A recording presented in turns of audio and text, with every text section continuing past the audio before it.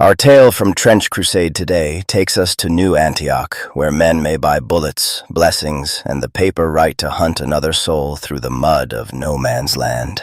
In the shadow of the church's towers, one failed pilgrim was quietly repurposed as an auxiliary hunter, dragging sinners home for judgment until age taught him to wonder who had written the names on his warrants. The first warrant I ever carried had been folded twice and sealed with red wax. I remember that better than the face of the man it killed. Age preserves its own evidence. I have forgotten prayers I once knew by heart. I have forgotten the voices of friends, the smell of my mother's rooms, and which knee began aching first when rain came over the eastern walls. Yet I can still feel the warrant in my young hand, thick paper, sharp corners, the seal warm where Severian Holt had pressed his ring into it. I had gone to his office because I possessed three things New Antioch could use. I was poor, I was devout, I was not afraid enough. The office stood behind the public chapel of St. Dismas the Bound, hidden in a court where the stones were always damp. No curia map named it. The military plans called the rooms surplus storage, the provost ledgers called them temporary liaison space, and the men who worked there called them the Red Office because the old file cords stained their fingers. Petitioners entered through the chapel beneath a painted image of the penitent thief. Men like me used the rear door, past a brass grill and two guards who checked license plates, armory chits, letters of pilgrimage, and the condition of any prisoner brought home. I had no prisoner that morning. I had no license either. I wore an iron caparot blackened with stove soot, a patched coat over pilgrim mail, and boots that had belonged to a dead artilleryman. I had marched with processions for 6 months after reaching the city, but no procession had kept me. The zealous found me quiet. The disciplined found me untrained. The quartermasters found me unequipped, which was another way of saying poor. I was not a proper trench pilgrim. I was what remained when pilgrimage failed to attach, so I stood before the lay brother at the grill with a letter from a confessor who owed my father nothing and had written very little. "Purpose?" the brother asked. "Penitential service." He looked over the letter. "It says you are reliable." "I am." "It says you can shoot." "I can." "It does not say well." "Father Aldo never saw me shoot." The soldier beside him laughed. The lay brother did not. Behind them, the warrant house breathed ink and coal smoke. Clerks crossed narrow passages with files pressed to their chests. Somewhere below, a duplicating press struck paper with the rhythm of distant artillery. Men entered one door carrying empty shackles and left another with purses beneath their coats. The brother returned my letter. "Wait." I waited beneath a cracked icon for nearly 2 hours. At 22, I mistook waiting for examination. I sat straight, kept my hands still, and silently repeated the litany of useful hands. In truth, I had been forgotten until a young sister of the counting scars noticed me on her third passage. That was Adela, though I did not know her name then. She was pale, narrow-faced, and scarcely older than I was. Scarlet tally marks ran along the edge of her gray veil. "Are you attached to a case?" she asked. "Not yet." "Have you been received?" The brother told me to wait. She glanced toward the grill. "Which brother?" I pointed. He saw us and suddenly remembered God had made me. Within 10 minutes, I stood in Holt's outer office. Holt was not what I expected. I had imagined an iron-voiced judge with instruments on the walls and blood beneath his nails. Instead, I found a lean man in a clean black cassock, perhaps 40, perhaps older, seated behind a desk whose papers had been arranged with the precision of altar cloth. He had been a castigator once, before some disagreement no one described had seconded him to military intelligence and the provost courts under a wartime authority too useful to examine. Men still called him Castigator Holt because old terror is simpler than new paperwork. He did not ask whether I hated heresy. Hatred was common. He asked whether I could read. Enough. Enough to misunderstand, or enough to obey. I hesitated. The corner of his mouth moved. A better answer than confidence. "Sit, Mr. Vane." He knew my name. That small fact bound me more surely than rope. Holt read Father Aldo's letter, then asked about my pilgrimage, my family, my training, my debts, and whether anyone would complain if I vanished. His voice remained mild throughout. He made desperation feel like a qualification. There are forms of service, he said, for men who do not fit easily inside formations. Public justice requires guards, witnesses, cells, advocates, and time. Beyond the walls, time is often the first casualty. Certain offenders must be recovered through quieter means. Bounty work. Auxiliary retrieval. Penitential if anyone asks from the church side. Provost irregular if anyone asks from the military side. If both ask at once, you wait for me. I had heard both terms. One belonged to taverns, the other belonged to desks. And if they resist? Resistance has a legal meaning. Holt opened a thin file. As does necessity. He pushed a single page across the desk. It was not a public warrant, though I did not know enough to see the difference. The man named upon it was Ilyan Sorev, a courier accused of carrying infernal correspondence from a heretic contact to agents among the corpse pickers east of Gate 9. Alive, if practicable. Dead, if resistance or infection rendered recovery unsafe. Evidence to be surrendered unopened. At the bottom waited a blank line for my name. Why me? I asked. Because known hunters are watched. Because soldiers alarm civilians. Because you can pass among pilgrims without notice. He folded his hands. And because every useful man begins before he is known. That answer fed me for years. I signed. Procedure transformed me, though not into anything official enough to survive denial. Adela entered my name in a temporary auxiliary register and hung a stamped tin plate around my neck. A priest heard a confession I had not prepared properly. An armory clerk issued me a 6-shot revolver, a trench knife, 12 cartridges, a leather holster, and a cotton packet containing one blessed dressing. Every item bore a number. Every number required my mark. The revolver had walnut grips worn pale by other hands. The knife carried a tiny cross cut into the fuller. I believed then that the blessing made them clean. At Corpse Gate 9, the city opened its jaw. New Antioch behind me was bells, furnace stacks, towers, tiled shrines, washing lines, barracks, markets, and 10,000 chimneys staining the sky. Before me lay an earth without distance. Wire sank into mud. Shell holes held rain the color of weak tea. Broken guns protruded from spoil banks like the bones of extinct animals.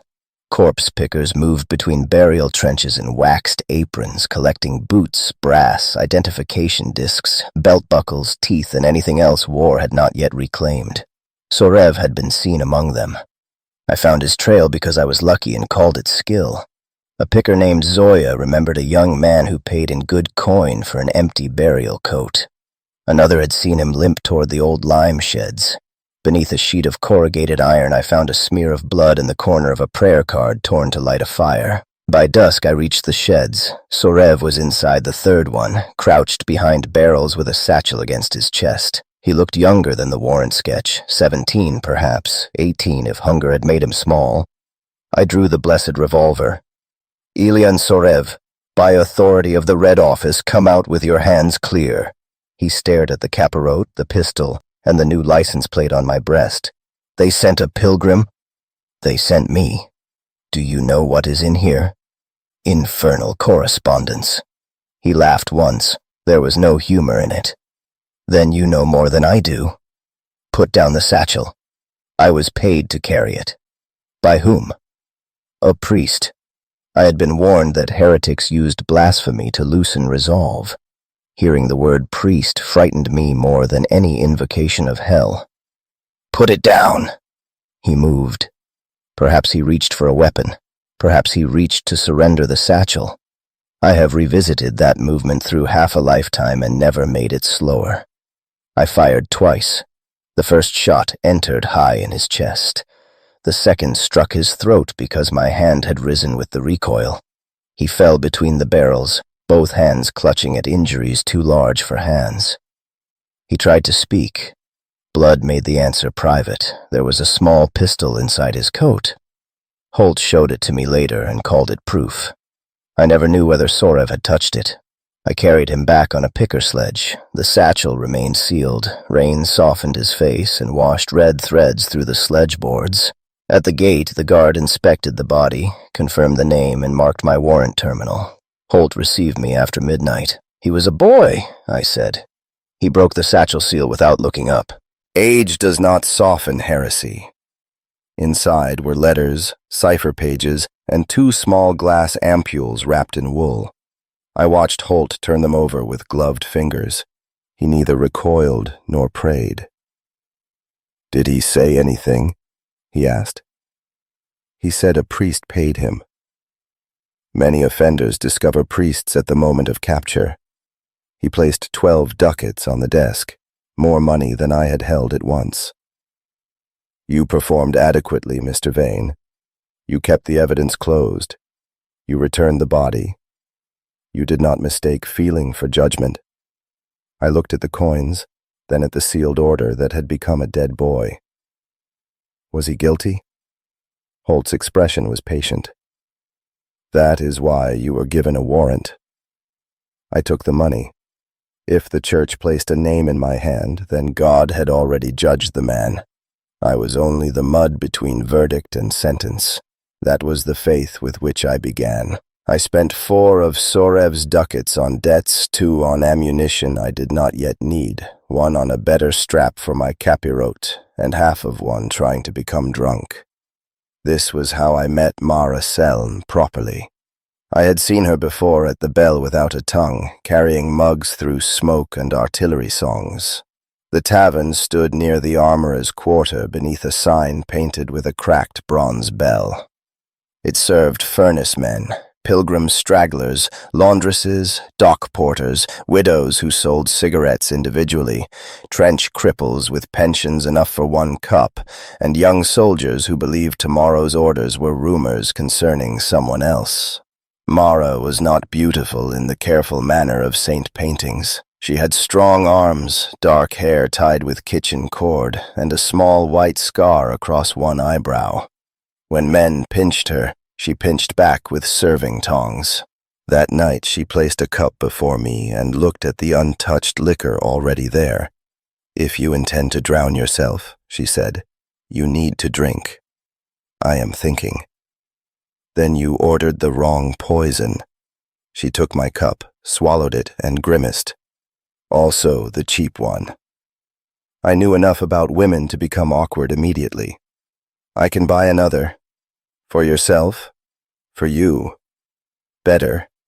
Bounty hunters tip better than artillerymen, don't they?" I touched the new license plate at my neck. "How did you know?" "Artillerymen arrive deaf. Pilgrims arrive loud. Bounty hunters sit where they can see both doors and pretend they chose the table for the view." I glanced at the doors. She smiled. "Fresh one, then." There was mockery in it, but not cruelty. I had spent the day among men who stamped my fear into useful shapes. Mara allowed it to be ordinary. I bought her a cup of the less cheap liquor. She drank half between serving other tables. Each time she returned, she asked another question. Was the iron capirote hot? Yes. Could I take it off? Sometimes. Did I sing beneath it? Badly. Had I killed anyone? I stopped. Mara read the answer before I found one.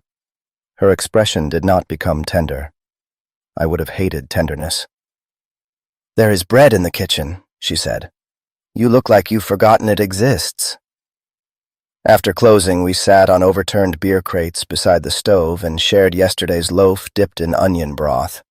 She told me she had come to New Antioch at 14 with an aunt who washed shrouds. The aunt died during a powder store fire. Mara stayed because leaving a fortress city was harder than entering one and because everywhere else was closer to the guns. "And you?" she asked. "Pilgrimage. That explains the hat, not the face. What is wrong with my face? It keeps asking permission." I laughed. The sound surprised me enough that she laughed too. New Antioch was different beside Mara. Before her, I knew the city by offices, shrines, gates, armories, and roads toward danger. She knew which baker watered his dough, which bathhouse admitted pilgrims on rest days, which widow could mend mail without reporting bloodstains, and where to stand on St. Odo's Bridge to feel warm air rise from the shell foundries below. For a few weeks, I possessed hours that did not belong to Holt. Mara and I ate roasted chestnuts under the wall guns. We watched processions depart in iron masks and painted armor, singing themselves brave while families ran beside them until the final barrier.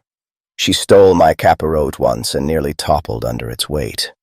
I brought her cartridges stamped with foreign arsenals, brass buttons, strange coins, and stories made cleaner than the places that produced them. I did not tell her about Sorev's hands. At night, when the guns were distant, she slept with one arm across my chest as if keeping me from being requisitioned. I slept poorly.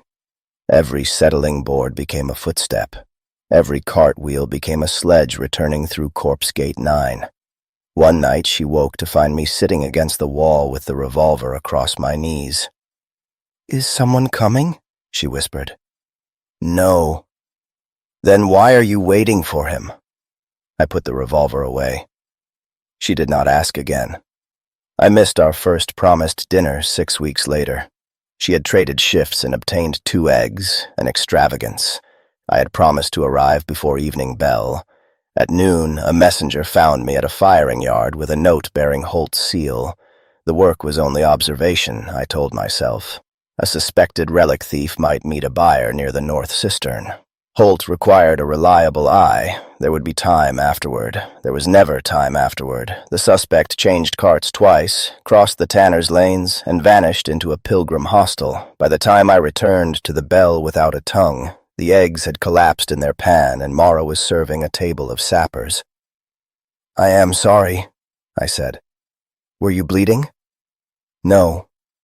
"Was anyone?" I thought of the thief Holt's men had taken from the hostel. "Not when I left." She scraped the eggs into a bowl and gave them to a one-armed beggar by the door. "I can get more," I said. "That is not how evenings work, Tomas." I thought she meant the eggs. Young men often believe a wound is small because it does not hurt them. Mara forgave me, or performed forgiveness well enough for love to continue. We found another night. We shared another loaf.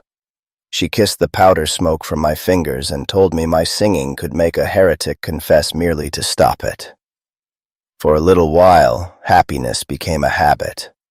I learned the sound of her key in the kitchen door. She learned that I took coffee black and nightmares silently. We began leaving objects in one another's rooms, which is how young lovers build a future before either dares to name it. Then Holt's second formal warrant arrived before dawn.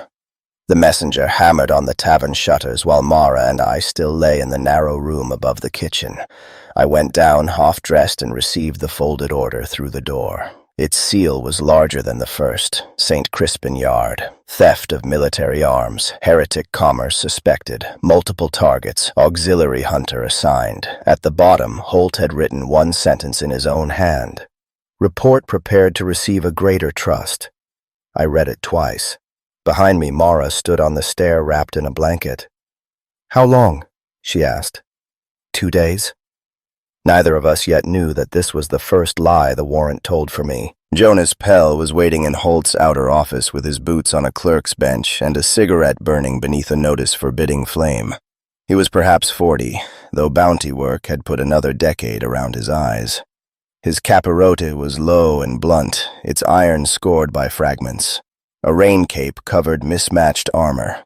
2 pistols hung beneath his coat, and a hooked knife rested openly across his thigh. "This the novice?" he asked. Holt ignored the cigarette. "Mr. Vane has completed prior service. One corpse makes a funeral, not a profession." I disliked Jonas before he stood up. Holt laid out the case. The St. Crispin Yard lay among the eastern freight docks, where rail spurs brought shells, preserved meat, timber, uniforms, wire, and wounded men into the city. A gang calling itself the Crispin Sons had stolen 3 military consignments over 4 months. Rifles, grenades, chemical filters, and automatic ammunition were missing. An informer claimed the gang meant to sell the newest consignment to heretic agents beyond the wall. "Alive where practical," Holt said. Jonas blew smoke. "How practical?" The leader, Branko Vale, may possess names. The ledgers are of greater importance than the men. Now that is practical. Holt looked at me. You will defer to Pell in questions of fieldcraft, but this warrant is held jointly. Observe how experienced men preserve themselves. Jonas grinned without warmth. By not holding warrants jointly. Our armament waited in a basement store. I received a pump shotgun with a short barrel, a leather bandolier, and 12 reliquary shells. Each brass head had been dipped in white wax and impressed with a tiny saint's wheel. A clerk warned me that the bone fragments inside were certified and must not be fired for testing. Jonas inspected one against the light. Certified martyr? He asked. St. Dacian's auxiliary ossuary, said the clerk. Met him, did you? The clerk's mouth tightened. Outside, Jonas tossed the shell back to me. First rule, believe in the blessing, check the primer. He taught through insults. By noon I had learned never to question an informant while he faced the exit, never to bribe with round sums, never to stand directly before a door, and never to trust a footprint merely because it pointed somewhere.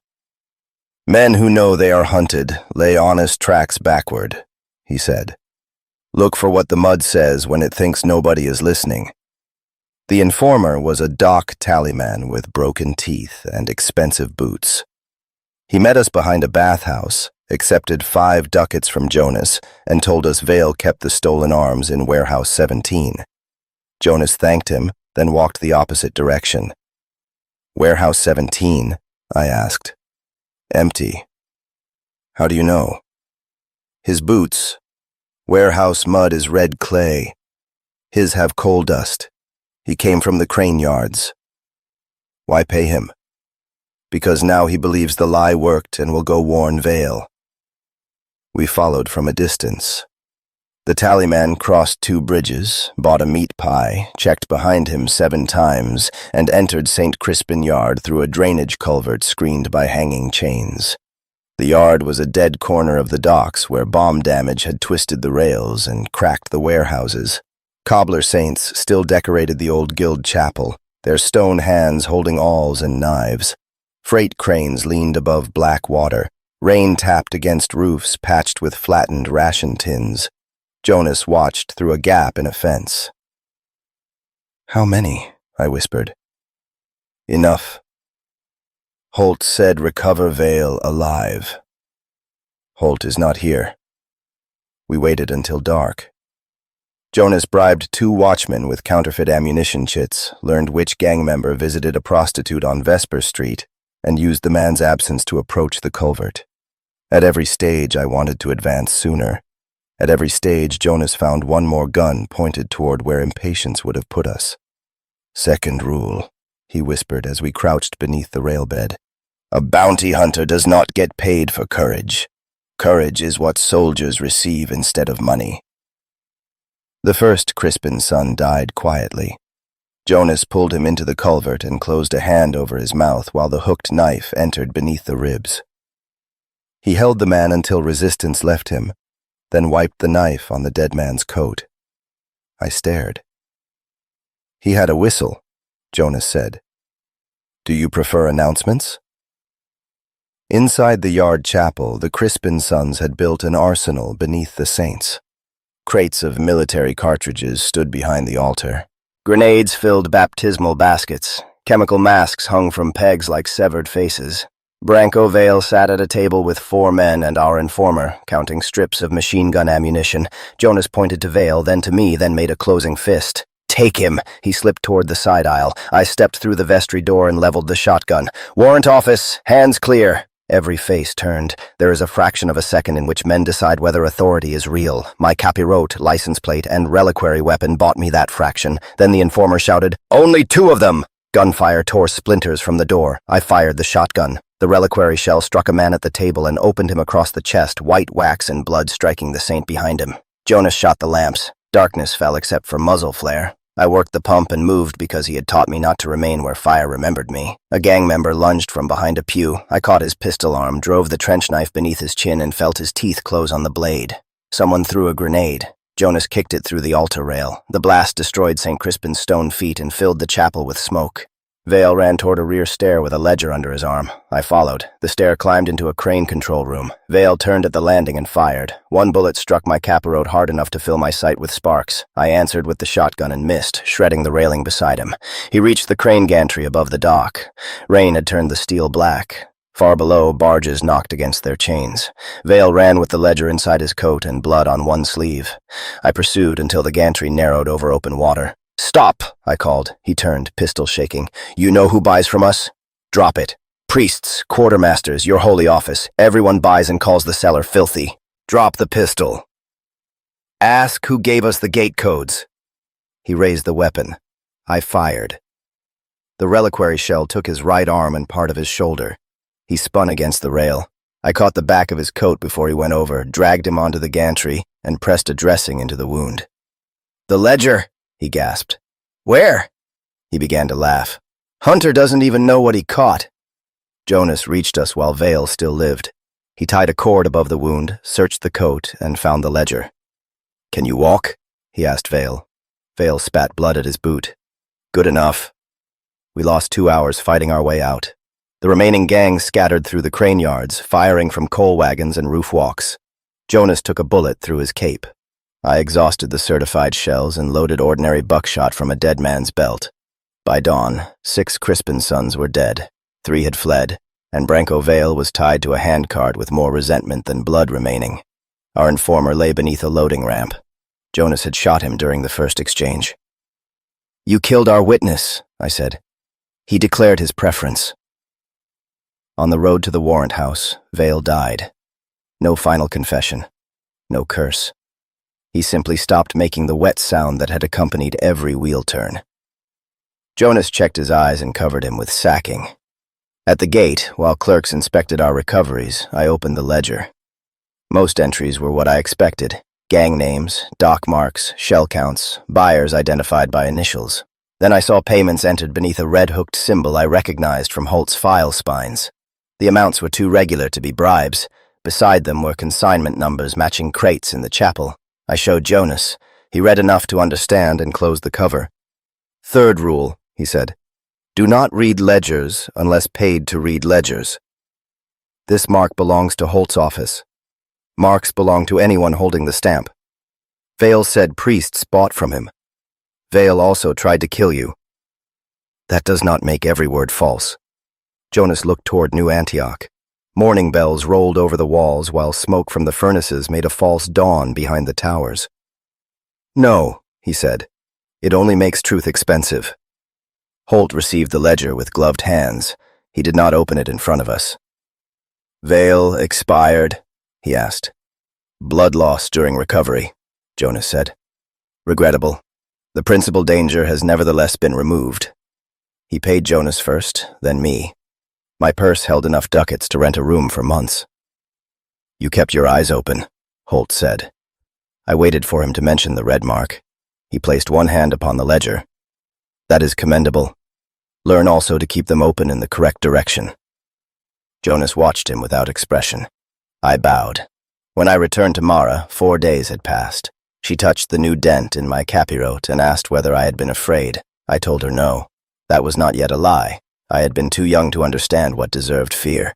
Avram Kessel sold weapons from chapels because soldiers searched warehouses and hesitated before altars. His name appeared on my 3rd formal warrant 3 months after St. Crispin Yard. He was charged with illicit trade in automatic arms, chemical precursors, martyrdom pills, stolen relic containers, and military codes. Heretic commerce was probable. Infernal contact was unconfirmed. Recovery alive was preferred, though Holt underlined the paragraph authorizing destruction of contaminated stores.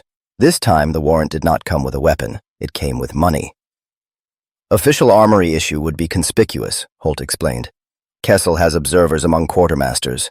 You will acquire a compact flame projector through a private devotional supplier." He gave me an address in the armorer's quarter and a purse containing church ducats newly minted. "Nico Orsini," he said. "An objectionable man, reliable within the limits of his appetite." The front of Orsini's shop sold rosaries, capirote hinges, reliquary clasps, cheap medals, pilgrim canteens, and tin crosses that promised not to rust and did. Nico himself wore a blue waistcoat, a trimmed beard, and enough scented oil to disguise an ammunition store. He looked at Holt's chit and smiled. "Ah," he said. "Clean money seeking dirty company. I need the projector listed there. No greeting? No admiration for the merchandise? That saint's thumb case is genuine pewter. The projector." Nico locked the front door, turned the sign to prayer in progress, and led me through a partition. The back room held a more honest religion. Pistols lay in velvet-lined cases, carbines hung behind vestments, grenades filled a cabinet labeled sensors. On a bench rested a compact flame projector with a short nozzle, a pressure cylinder, and leather straps padded for wear beneath a pilgrim's coat. "Brass nozzle, shielded feed, sanctified pilot housing," Nico said. 8 useful bursts. 10 if you have no affection for your eyebrows. "Where did you get it?" "From a widow." "Whose?" "Eventually, everyone's." He accepted Holt's coin and entered the sale beneath a false repair number. "The church pays you to hide purchases from the church?" I asked. "Young Tomas, institutions are modest creatures. They prefer not to see themselves undressed." He tested the pressure valve. "Church coin always spends cleanest after passing through dirty hands." "Do you speak this way to Holt?" "I enjoy being alive." I disliked Nico. That made it easier not to hear him. Kessel moved between abandoned field chapels east of the walls, staying only long enough to receive salvage caravans and dispatch smaller loads. Jonas had taken another contract, so I went alone. Holt supplied a route, 2 contact names, and enough ration chits for 10 days. I promised Mara I would return before her birthday. "Which birthday?" she asked. "The next one." She tried to smile. "Bring yourself. I have nowhere to put another cartridge." Beyond Corpse Gate 11, the pilgrim roads dissolved into war. Processions had made camps in the shelter of wrecked tanks. Hermits lived inside armor hulls, their prayer flags tied to bent gun barrels. Salvagers led mules burdened with copper wire, shell brass, boots without owners, and icons chipped from ruined villages. Children sold filtered shell water in bottles sealed with candle wax. At roadside corpse shrines, hands emerged from cairns with rosaries looped around their fingers. Rain fell for 3 days. It filled the trenches until drowned faces appeared in walls where revetments collapsed. Men walked duckboards polished by generations of boots.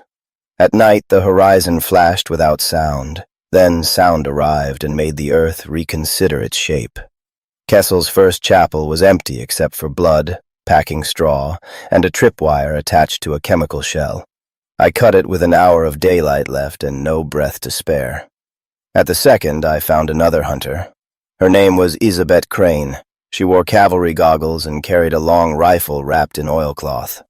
Kessel had a private bounty from a merchant guild for stealing 2 crates of automatic pistols. "Church warrant?" she asked, looking at my license. "Close enough." "Alive?" "Preferred." "Mine says head and right hand." "Then yours waits," she laughed. "That is not how competition works." We tracked one another as closely as Kessel for 2 days. At a pilgrim camp, she bribed a cook before I could. At a salvage market, I bought the only map showing a sunken communications road and discovered she had already memorized it. We shared a shell scrape during bombardment, each of us awake while pretending to sleep. Kessel's men found her first. At dawn on the 6th day, I heard 3 rifle shots near a ruined shrine. Isabet lay behind the altar with her goggles shattered and one hand still gripping the map she claimed not to need. 2 of Kessel's guards were searching her pack. The flame projector made a soft mechanical cough. Fire struck the nearer man across the back and turned his coat into a banner. The second fired blindly through smoke. I shot him with my revolver, dragged Isabet clear, and discovered the bullet beneath her eye had settled the question of rival claims. I took her cartridges. Bounty hunters become practical around the dead or join them from politeness. The guards carried devotional cards printed at St. Lothar's Field Chapel. I reached it near sunset. Once, the chapel had served a village erased so completely that only its well remained. Shelling had cracked the nave and tipped the bell tower into an orchard of black stumps. Kessel repaired the roof with tar sheets and stacked crates behind walls built from pews. His lookouts occupied the choir loft. A machine gun watched the western approach from beneath a stone angel. I waited until a salvage cart arrived. 6 men opened the rear doors. 2 wore military coats without insignia. 1 wore a deacon's collar. I saw automatic rifles, sealed drums of chemical powder, and red wax pill cases arranged in straw. Guilty, I thought.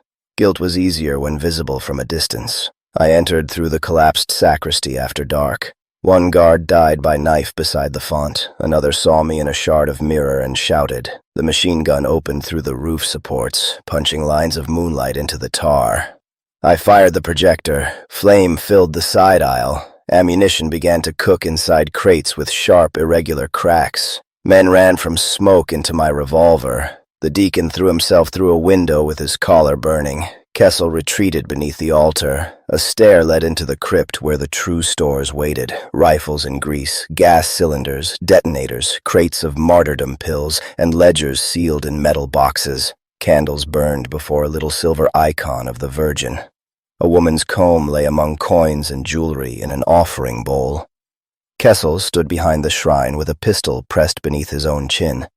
He was older than the warrant sketch, heavy through the belly with burn scars across one cheek. "Put it down," I said. "You are Holtz?" "I hold a red office warrant." "That was not my question." Smoke descended the stair. "Avram Kessel, you are ordered to submit for recovery and confession." "Recovery?" He laughed. "Is that what he calls it when the account closes? Put down the pistol. I sold what the Red Office ordered, guns to gangs, pills to agents, chemicals to men who wore pilgrim iron and spoke like clerks. Then your Holt sent me warrants for the same buyers." I thought of Vale's ledger, the red hooked mark. "You sold to heretics." "I sold to everyone. Holt knew everyone." Above us, a crate exploded. Dust fell from the crypt ceiling. Kessel flinched and his pistol moved. I fired the projector. The burst caught the shrine, the ledger boxes, and Kessel together. For a moment, he remained upright inside the flame, black against orange, mouth open around a final accusation I could not hear. Then the fuel drums ignited.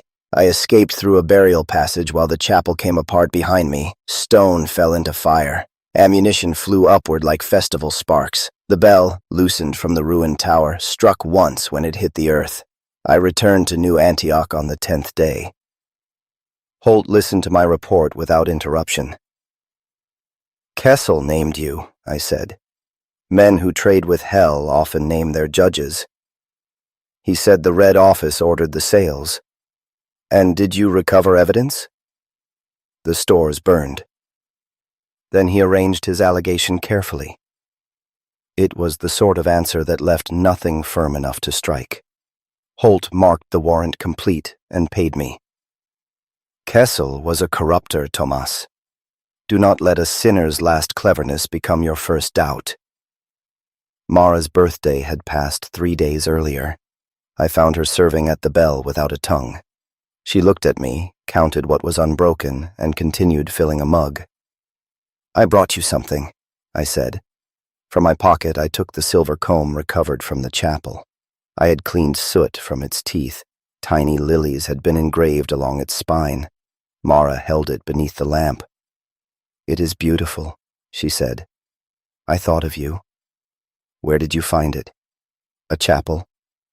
"Was it abandoned?" I saw Kessel burning beside the offering bowl. I saw jewelry melted into pooled silver. I saw hands that might once have placed the comb before the Virgin and asked for a safe return. "Yes," I said. Mara turned it over. "Did it belong to a dead woman?" I could have told her I did not know. That would have been true. But truth had begun to feel like an object from a crime scene. Dangerous to touch, safer surrendered unopened. So I said nothing. She placed the comb on the table between us. Years later, when she left me, she left it in the same place. By the time Holt gave me Corporal Lucan Rice, I had learned that every warrant had 2 weights. There was the weight of the paper itself, which was nothing. A sheet of rag pulp, a red seal, 3 signatures, and a name written by a clerk who would never see the face attached to it. Then there was the weight a man supplied from inside himself. Duty, fear, hunger, faith, whatever he needed to make the paper feel heavier than his doubt. In those days, I still supplied faith. Holt laid the warrant on his desk between us. Rain traced the tall windows behind him, turning New Antioch into a gray arrangement of towers and chimneys. He had a charcoal brazier burning, though it was not cold. Severian Holt disliked damp paper. "Corporal Lucan Rice," he said. 17th Levant Rifles. Desertion under contact. Theft of military property. Suspected communication with heretic agents. The portrait fixed to the warrant showed a narrow-faced man with cropped hair and a broken nose. His eyes looked slightly to the left of the camera. Men rarely looked guilty in military portraits. They looked inconvenienced. "Alive?" I asked. "If practical." That phrase had become familiar. It meant the office wanted the appearance of mercy without paying its cost. Holt passed me a second sheet. It listed Rice's last known movements: an aid station at the St. Gideon Reserve Trench, a salvage camp near the Capernaum Road, and a convoy route used by trench pilgrims carrying lamp oil and salted horse into the forward lines. "He is trying to reach someone," I said. "Most deserters are. Family. A contact. We believe he removed letters and an inventory book from his company headquarters." "What was in the inventory?" Holt looked at me with the mild patience he used when I confused information with purpose. "Something he had no authority to possess. At the armory annex, a deacon issued me a long rifle in a waxed canvas sleeve. It was finer than anything I owned: walnut stock, telescopic sight, adjustable cheek rest, and a hood over the front lens etched with 6 tiny saints. Each saint faced outward, so no evil approaching the sightline could enter unnoticed. The deacon set 3 clips beside it. "Consecrated ball," he said. "Do not mix them with common ammunition." "What difference would it make against a deserter?" He frowned. "If you have to ask, Brother Vane, perhaps you should surrender the weapon." I signed the chit. Nico Orsini had arranged the sight. I found his mark beneath the rear mount, a small scratched circle with a line through it, his private joke about halos. When I raised the rifle, the room narrowed to the brass coat button of the deacon across the counter. The saints around the lens made a dark little chapel around the target. "You can kill a man before he knows he has disappointed you," the deacon said. I should have heard warning in that. I heard praise. Rice had deserted during an assault known officially as the Third Recovery of Bethany Spur. Jonas Pell called it the 9th failure to keep Bethany Spur, because the ground had changed hands so often that even the dead seemed uncertain which uniform to haunt. I hired Jonas for 3 days. He charged me 6 ducats, ammunition, meals, and first claim on any unlisted bounty we encountered. He had grown a little grayer since St. Crispin Yard, though he claimed it was lime dust. "Deserter work," he said as we passed out through the western corpse gate, "is mostly asking hungry men whether they saw a hungrier one. Rice may be working with heretics. Then ask dead hungry men too." The reserve roads beyond New Antioch had become rivers of brown movement. Ambulance carts pushed inward, ammunition wagons pushed out. Pilgrims went in both directions, some singing, some silent, all carrying more iron than food. Rain filled the wheel ruts and shell holes until land and water had negotiated a temporary truce. We reached St. Gideon's at dusk. The aid station occupied 3 linked dugouts under a roof of railway iron and sandbags. Its chapel was a shelf cut into the wall, holding a candle, a finger bone, and a bowl for extracted teeth. Men lay packed shoulder to shoulder beneath blankets the color of old dishwater. Some had bandages over their eyes, some watched everything. The surgeon remembered Rice.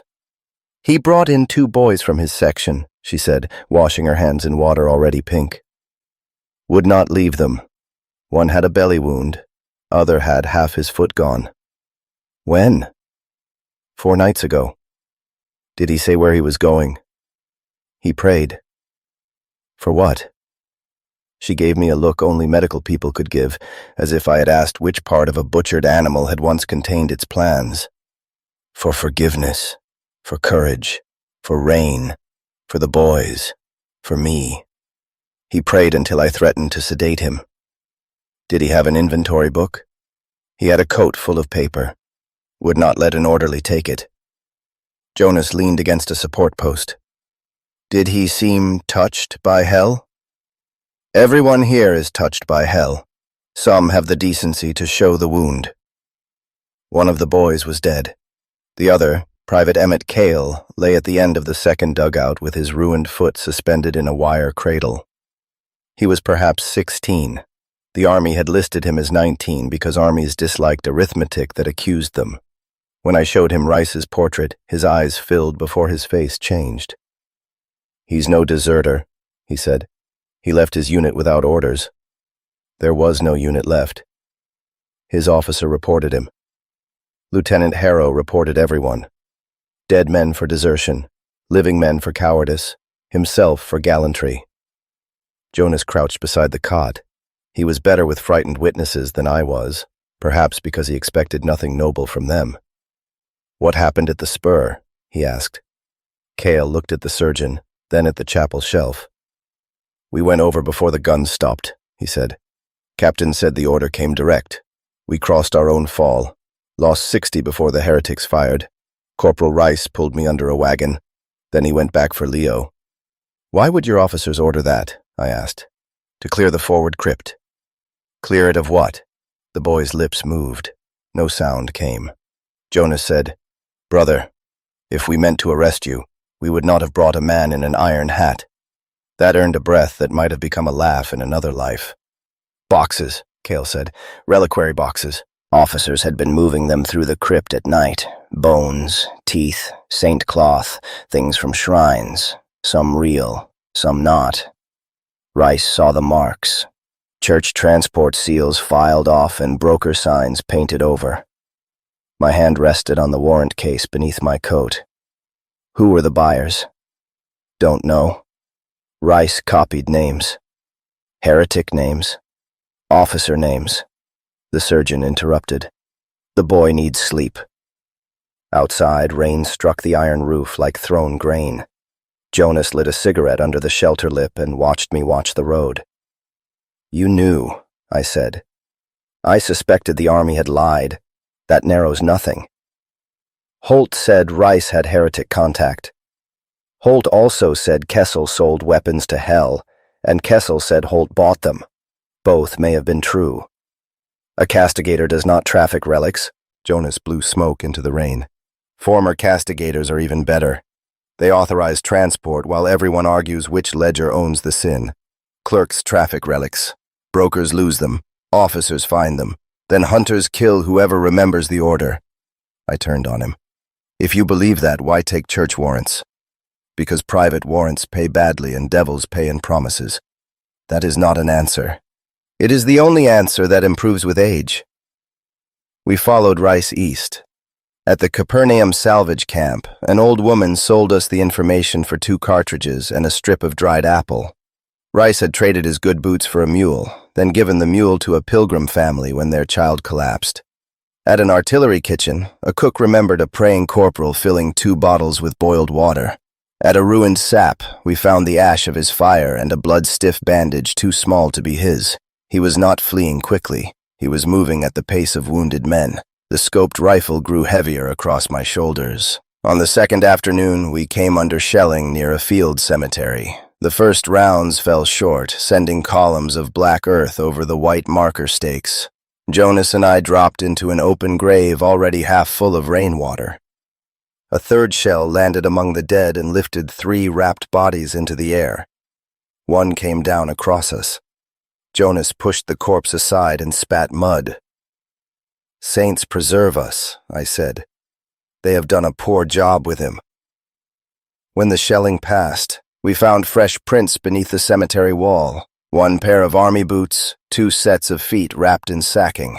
A rifle butt had marked the mud where someone used it as a crutch. We caught sight of them at dusk. Rice had taken shelter in the remains of a wayside shrine. Its saint had been decapitated by shrapnel, and someone had replaced the stone head with a rusted infantry helmet. The 2 boys lay behind the altar under blankets. Rice knelt in the doorway, not praying but listening. I could have killed him from 200 yards. The rifle settled against my shoulder. Through the ring of etched saints, I saw the broken bridge of his nose, the wet hair against his forehead, and the tremor in the hand holding his pistol. The sight made him intimate without making him human. I understood why such weapons pleased offices. "Take it," Jonas whispered. Holt asked for him alive. Holt said if practical, he is armed. That makes death practical. I lowered the rifle. We approached from opposite sides. Jonas moved toward the rear wall while I crossed the flooded road with my hands visible. "Corporal Rice." He aimed at me. The muzzle wavered between my chest and the iron caparot. "Stop. I have a warrant." "I know." That answer caught me. "How?" "Lieutenant Harrow told me before he sent men to kill us." One of the boys moaned behind him. Rice glanced back. "Put down the pistol," I said. "The wounded need treatment." They had treatment. Harrow's men came to finish it. "No one is coming with me except you." "You cannot promise that." I just did. Rice stared at my warrant seal. Men often did. It saved me from having to look trustworthy. "Whose office?" he asked. "Severian Holt." Whatever hope remained in his face died cleanly. "Then you are not here for desertion." "I am here because you stole records and left your command under fire. They sent us over our own barrage. They killed a company to empty the crypt before inspectors arrived." "You have proof?" He touched his coat. "Enough to hang officers." "Then give it to me." "To Holt?" "To the church." Rice laughed. It came out as a dry cough. "Pilgrim, who do you think the officers were selling for?" Jonas had reached the rear of the shrine. I could not see him, but I knew his angle. Rice could not. "You are accused of heretic contact," I said. "I was trying to reach a canon attached to the Eastern Tribunal, Father Merrick. He investigated counterfeit relics." "Counterfeit?" "Some. The real ones were worse. Saints dug out of chapels that still had living congregations. Martyrs divided into enough pieces to bless 10 regiments each. Bones sold to officers who needed miracles reported before promotion boards. Holt's people moved the papers." Kessel's last words returned to me from the burning chapel. "The Red Office ordered it." I kept my voice level. "If this is true, you will testify. I will die in a cellar before morning. You do not know that. You don't know it either." Behind the altar, the younger boy began to cry. Rice turned his head, no more than an inch. Jonas's voice came from the rear breach. "Pistol down!" Rice spun. Perhaps he meant to shoot Jonas. Perhaps he meant to throw the weapon aside. Perhaps fear simply moved faster than thought. I had killed enough men to know how often death depended on movements no witness could later name honestly. I raised my revolver and fired twice. The first round entered beneath Rice's arm. The second took him through the throat. He dropped against the shrine door and slid into the mud. His pistol fired once as his hand closed, the bullet passing through the stone saint's chest. Jonas cursed and kicked the weapon away. I knelt beside Rice. Blood pulsed between his fingers. He tried to speak. The wound answered for him. "Easy," I said, because men say stupid things at the edge of death. His other hand caught my sleeve and pulled me close enough that blood touched the chin of my caparot. His lips formed 2 words. "The boys." Then he released me. We carried the wounded to St. Gideon's. Jonas said little on the return. At the aid station, he bought the boys sugar from a quartermaster and told me it was medicinal. Rice had 14 letters sewn into the lining of his coat. I did not open them. The inventory pages were wrapped in oilskin against his belly. I saw columns of case numbers, shrine names, transport seals, and initials before I folded the oilskin shut. Jonas watched me. "Read it," he said. "Evidence must remain sealed. It is not sealed. It will be. Thomas." He rarely used my given name. That should have stopped me. "I was hired to bring it to Holt. You were hired to bring Rice. Rice stole it. Dead men cannot be charged." "No," I said, "but officers can." Jonas looked at me for a long time. "You still think this ends with the right man hanging?" I stitched the coat closed. Holt received me after compline. He listened to my report without interruption, asked after the wounded boys, and expressed sorrow at Rice's death with exactly the proper degree of restraint. I laid the letters and inventory pages on his desk. "You did not read these?" he asked. "No." His eyes met mine. "Why not?" "They were not mine." For the first time that night, he smiled. "Discipline," he said. "A rarer virtue than courage." He placed the packet in a drawer. I heard the lock turn. "What will happen to Lieutenant Harrow?" "If evidence warrants inquiry, inquiry will proceed." "And Father Merrick of the Eastern Tribunal?" "There is no canon of that name attached to the tribunal." Rice believed there was. Rice believed many things. Terror creates elaborate theology. Holt counted my payment. It was short by 8 ducats because the target had not been returned alive. I remember that detail more clearly than the sum. Mara was still awake when I reached our rooms. She sat beside the stove mending one of my shirts. The silver comb lay near her elbow, unused. "Was it bad?" she asked. "It rained. It always rains where you go." I took off my coat before she could see the blood on the collar. "What did the deserter say?" I thought of his mouth shaping the last duty left to him. The boys. "Nothing worth carrying home," I said. Mara lowered the shirt into her lap. She did not accuse me. She only looked at me with the first small distance between us. That was the first clear lie I told her. It was not the last. After Rice, the years ceased presenting themselves one at a time.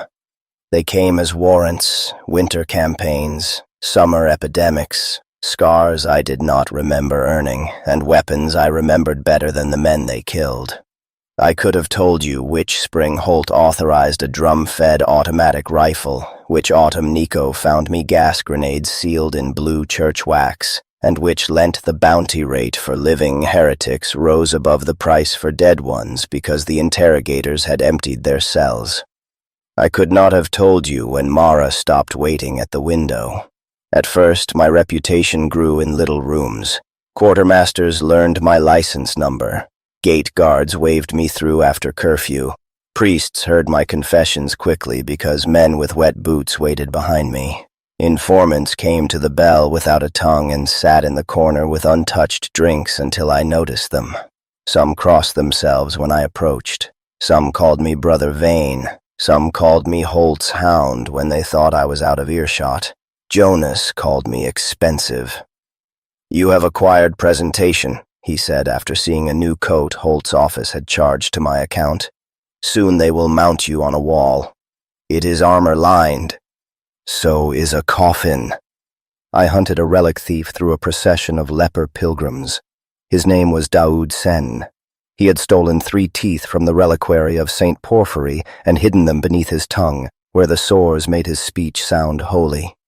The pilgrims closed around him when I came. They struck me with staffs and begging bowls, not because they loved him, but because a relic thief might still carry blessing. I found Sen by asking each pilgrim to recite the creed.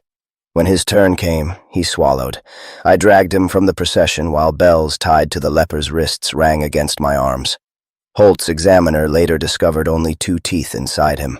The 3rd had been sold before I arrived. My payment was reduced for incomplete recovery. I hunted Father Colum Vares, a traitor priest who gambled with artillery maps in a cellar beneath a brewery. He had lost the position of 3 gun batteries to a woman with gold coins hammered over her eyes.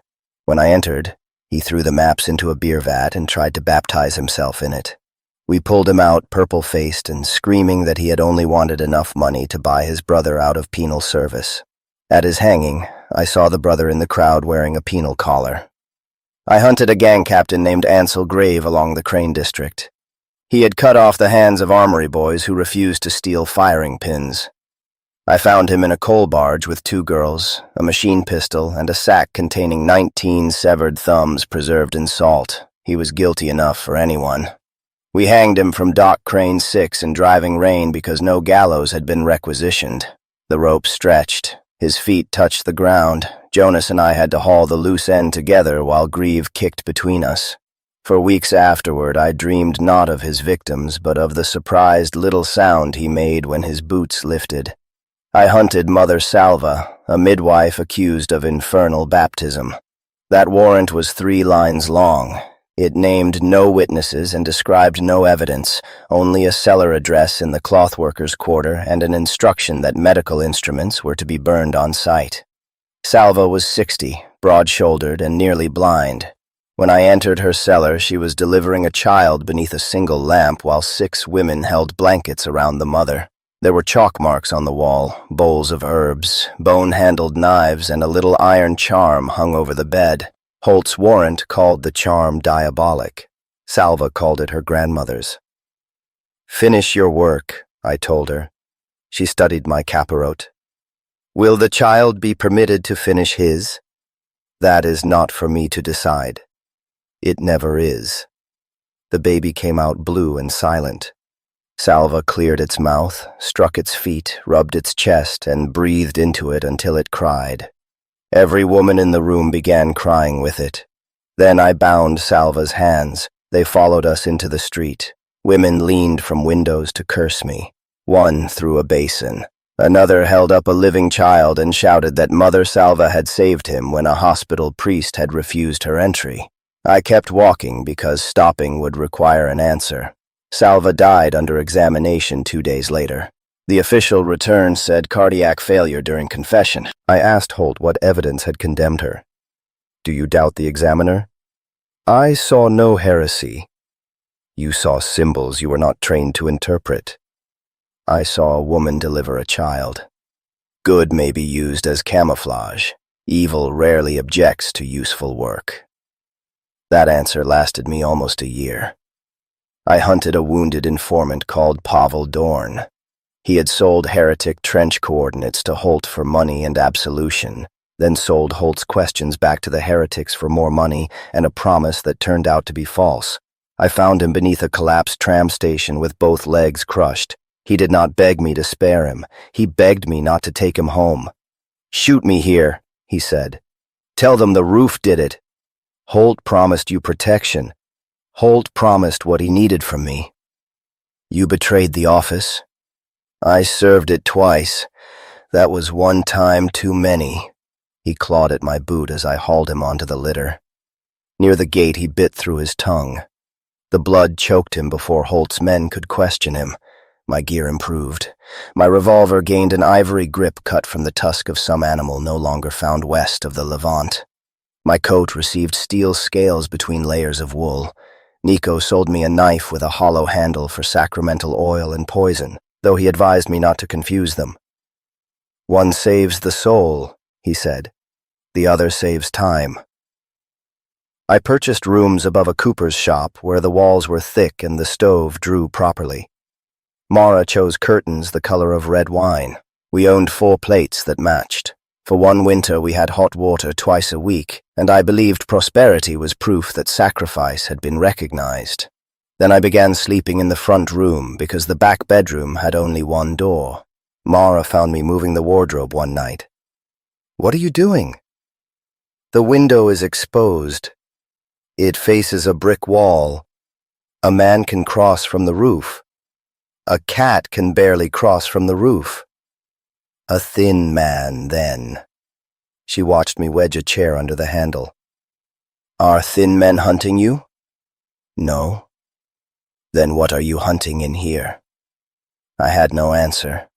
I returned the wardrobe in the morning, but the marks remained on the floorboards. Time passed in absences. I missed suppers, feasts, birthdays, and the small hours by which ordinary love keeps itself alive. Then I missed Mara's mother's funeral because Holt received word that a courier would cross the southern aqueduct during the burial. That one I knew mattered. Mara's mother had never liked me.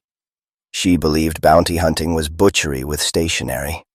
When fever took her, Mara sat beside the bed for 9 nights. I promised I would be at the burial. Holt summoned me that morning.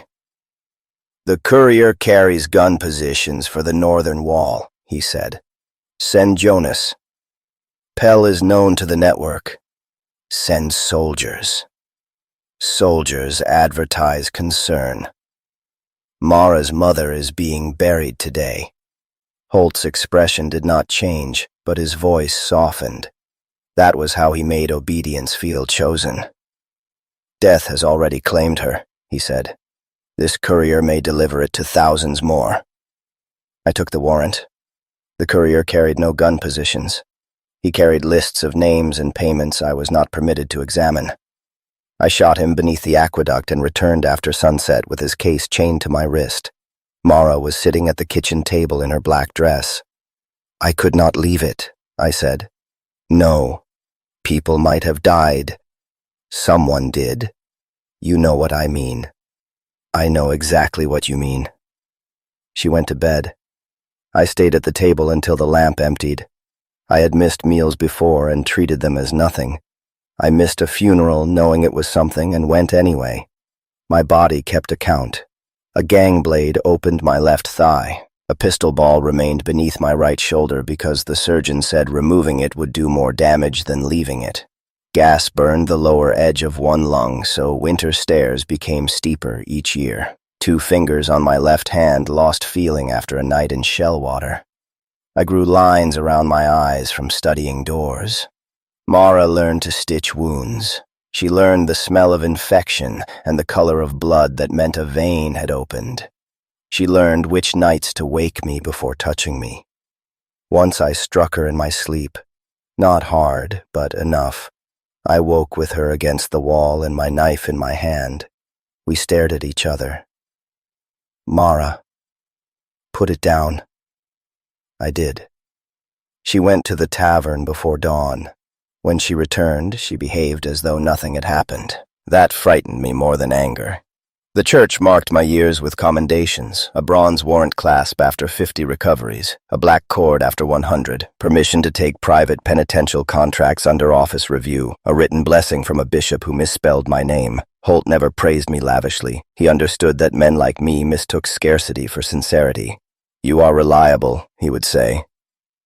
Reliable became the shape of my pride. It also became the shape of Mara's loneliness.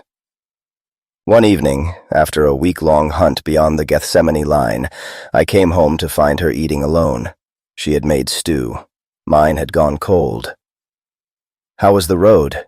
she asked. "Bad." "Did you find him?" "Yes." "Was he guilty?"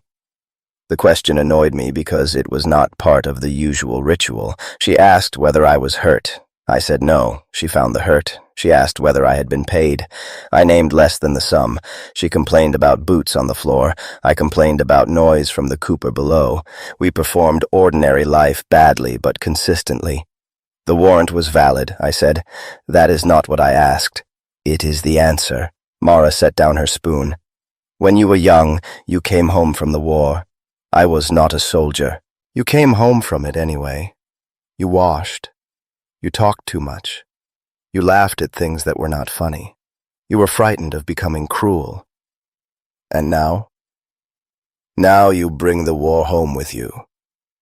The stove popped between us. "I do what is required." "Yes," she said. "You always do." It did not sound like respect. Elian Vero's warrant contained more detail than Mother Salva's, and less truth. Holt gave it to me in late autumn when New Antioch's smoke pressed low over the roofs and daylight seemed rationed. Vero was described as a heretic sympathizer, embedded courier, falsifier of church seals, and facilitator of infernal infiltration. The charge sheet cited testimony from 3 protected witnesses and intelligence from a captured cultist. "He lives inside the walls?" I asked. "Under the name Matthias Koren, Tanner's Lane, 4th Court. Family? A wife and 2 children. Are they involved?" "No evidence indicates that." "Then arrest him publicly." Holt folded his hands. "Public arrest risks awakening the network." "What network?" "The one he serves." "Who else is in it?" "That is what recovery may tell us." He authorized a silenced automatic pistol, lock tools, and 2 martyrdom pills. I pushed the little silver tube back across the desk. Those are for field work. Capture is a field that changes shape. Inside New Antioch? Hell respects no wall. I took the pills. Nico delivered the pistol in the back room of a candle shop. It was a compact, ugly weapon with a suppressor thicker than the barrel and black cloth wrapped around the grip. He laid it on a crate of devotional tapers as though demonstrating a household implement. "Not silent," he said. "Nothing is silent. It merely makes a private noise." "Where did it come from?" "A monastery whose brothers have taken a severe vow against questions." "Holt ordered it?" "Holt's office paid. Whether Holt ordered anything is a theological question." He showed me the safety and handed me 2 magazines. "Close work. Aim properly. The ammunition does not forgive walls." "I am meant to capture him." Nico looked at the pistol, then at me. "Of course." I watched Vero for 6 days. Tanner's Lane was a poor but respectable district where leather workers, lamplighters, and minor clerks lived above shops too small to employ guards. Vero occupied 2 rooms over a toy repairer. His false identity was good. Matthias Koren had rent receipts, chapel entries, ration cards, and a guild exemption for an old injury to his wrist. He left home before first bell and walked to the office of civil lamps. He copied fuel allotments until late afternoon. On his return, he bought onions, lamp oil, and once a blue ribbon. He attended chapel every second morning. He placed 1 copper in the poor box and took none out. His wife, Lisa, worked at a bakery 3 streets away. Their daughter was perhaps 8, their son 5. The boy had a wooden horse with 1 broken wheel. Vero repaired it at the kitchen table on the 3rd night I watched. Nothing fit the warrant. That did not prove innocence. The most dangerous agents learned ordinary life as a disguise. Holt had taught me that goodness could be camouflage. On the 4th day, Vero visited a widow named Anna Voss. He carried a sack of coal up 3 flights and remained 17 minutes. I questioned a neighbor afterward. Anna's husband had died in a records office fire. Vero visited every month and helped with her accounts. "Family?" I asked. "They worked together," the neighbor said. "Before the fire." "Which records office?" "St. Dismas Annex. Security papers, I think." The warrant house stood behind St. Dismas the Bound. I returned to Holt. Vero was a clerk. Most spies hold occupations. He worked in your annex. Near my annex. The distinction matters. His colleague died in a fire. Many did. The warrant does not mention it. Holt looked up from a letter he had been reading. "Do you now require a man's complete biography before preventing treason?" "I require something I can see. Faith concerns what cannot be seen. This is a warrant, not a creed." Silence entered the room. It was the first time I had spoken to him that way. I felt the old reflex immediately, the child's expectation of punishment. Holt did not provide it. "You have served long enough to mistake familiarity with the burden for equality with the office," he said. "I do not resent that. It is a natural injury of useful men." "Then tell me what Vero did." "He copied classified material. When discovered, he vanished. 2 witnesses who could identify him later died.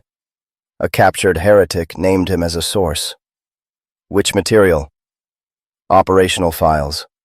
"Which heretic?" "Dead." "Which witnesses?" "Protected." Every answer closed around the question. "Bring him in," Holt said. "If he is innocent, examination will establish it." I had heard Pavel Dorn beg for death rather than examination. Outside Holt's office, Sister Adela sat at the accounting desk. She was younger then, though gray already threaded her hair beneath the veil. She stamped my weapon chit and avoided my eyes. "You know the case," I said. Her stamp paused over the ink pad. "I know the number." "Is Elian Vero guilty?" "Guilt is not entered in my ledger."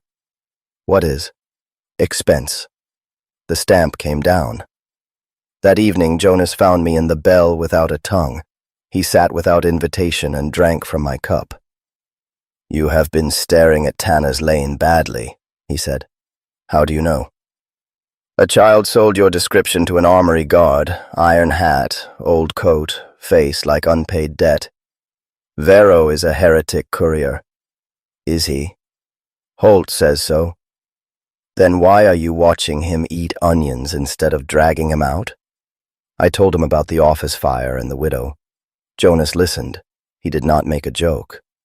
"Some bounties are hunts," he said. "Some are errands." "Meaning?" "On a hunt, someone wants the target found. On an errand, they already know where he is. The office knows where every target is eventually. That is not what I said." "Do you know Vero?"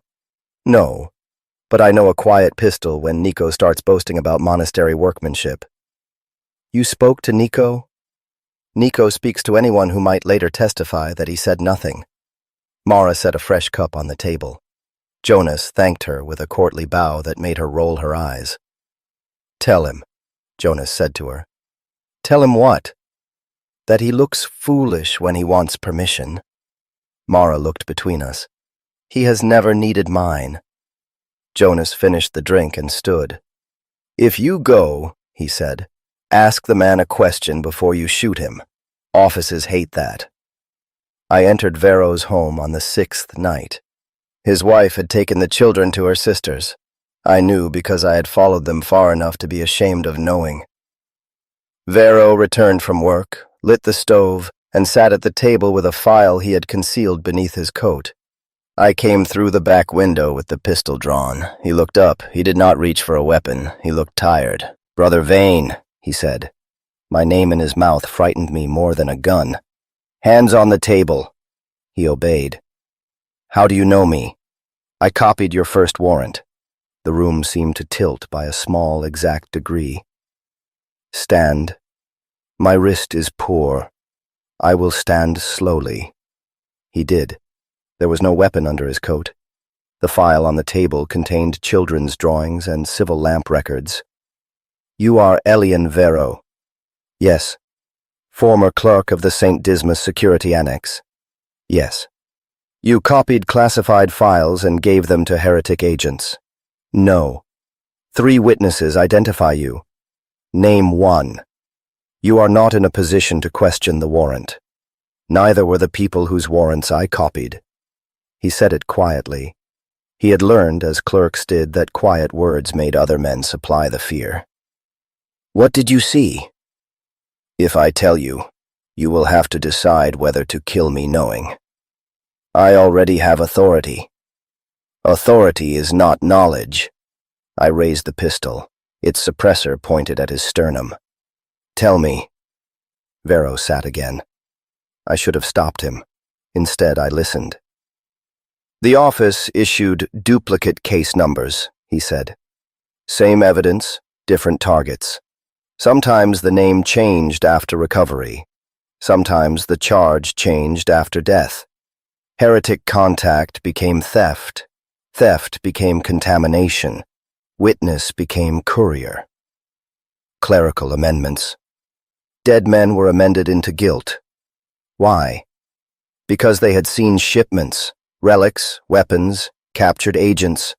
Holt's office traded with brokers and used the trades to reach real heretic cells. Then everyone who knew the route became a risk. You are accusing Holt of trafficking with hell. I am accusing him of believing he can touch any filth if he calls the hand an instrument. Kessel burning.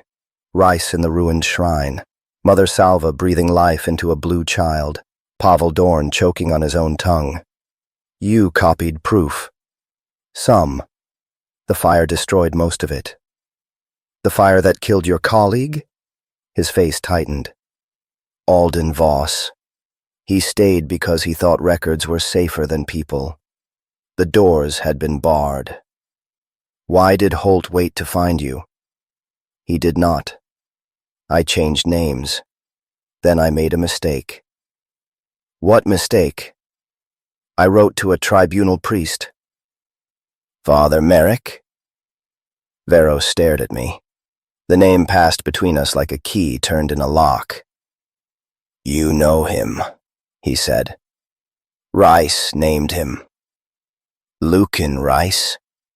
I said nothing. Vero closed his eyes. "Then they killed him too."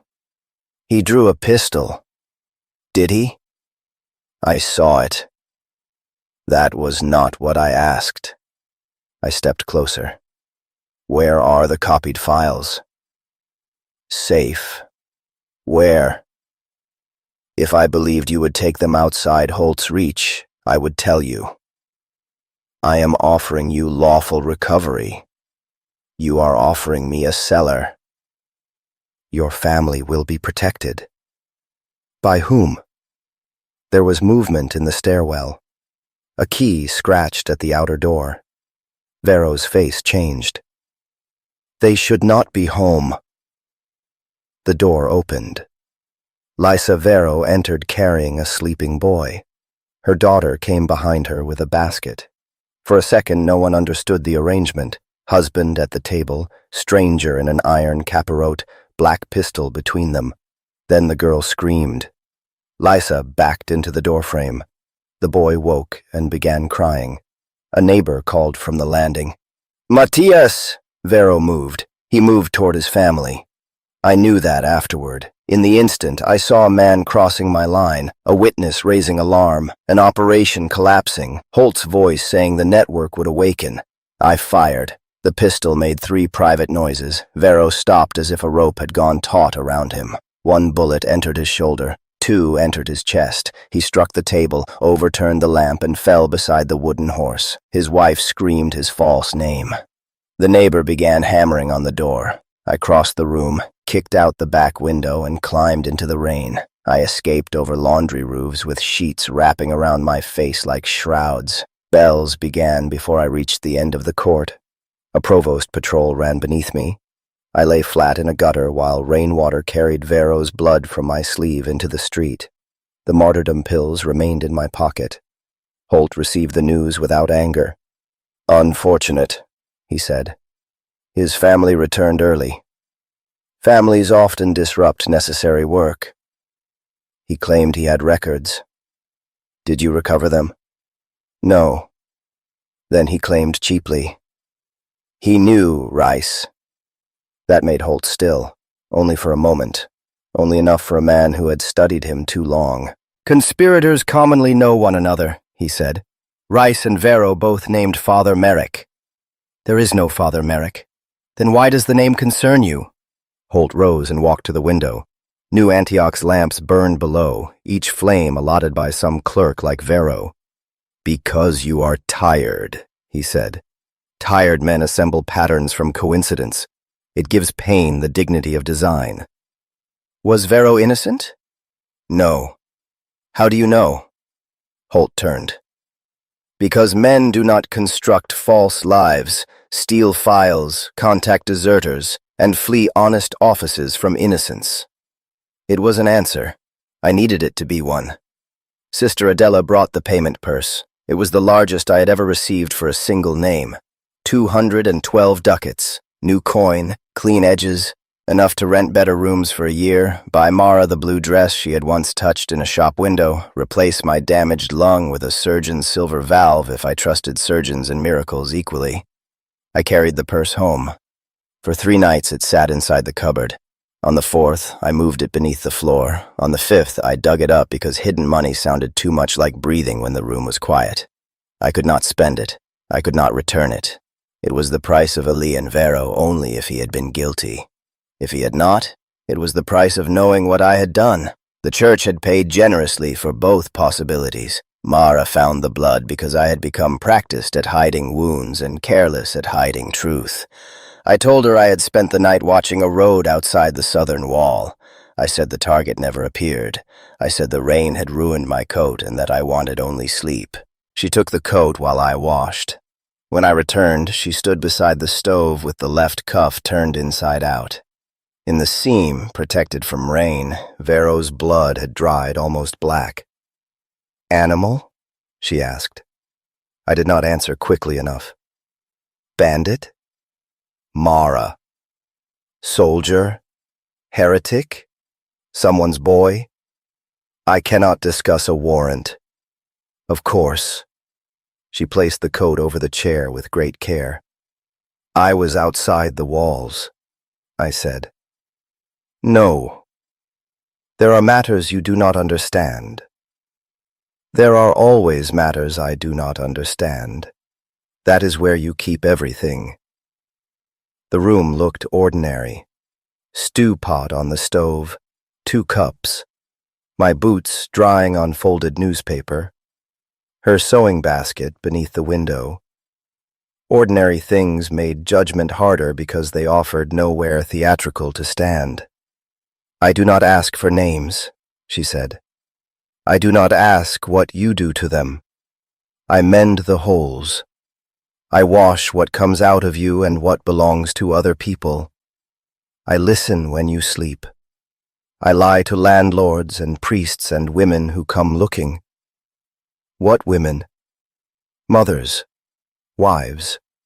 One sister with a baby who said you took a midwife from her street. I gripped the back of a chair. You spoke to her?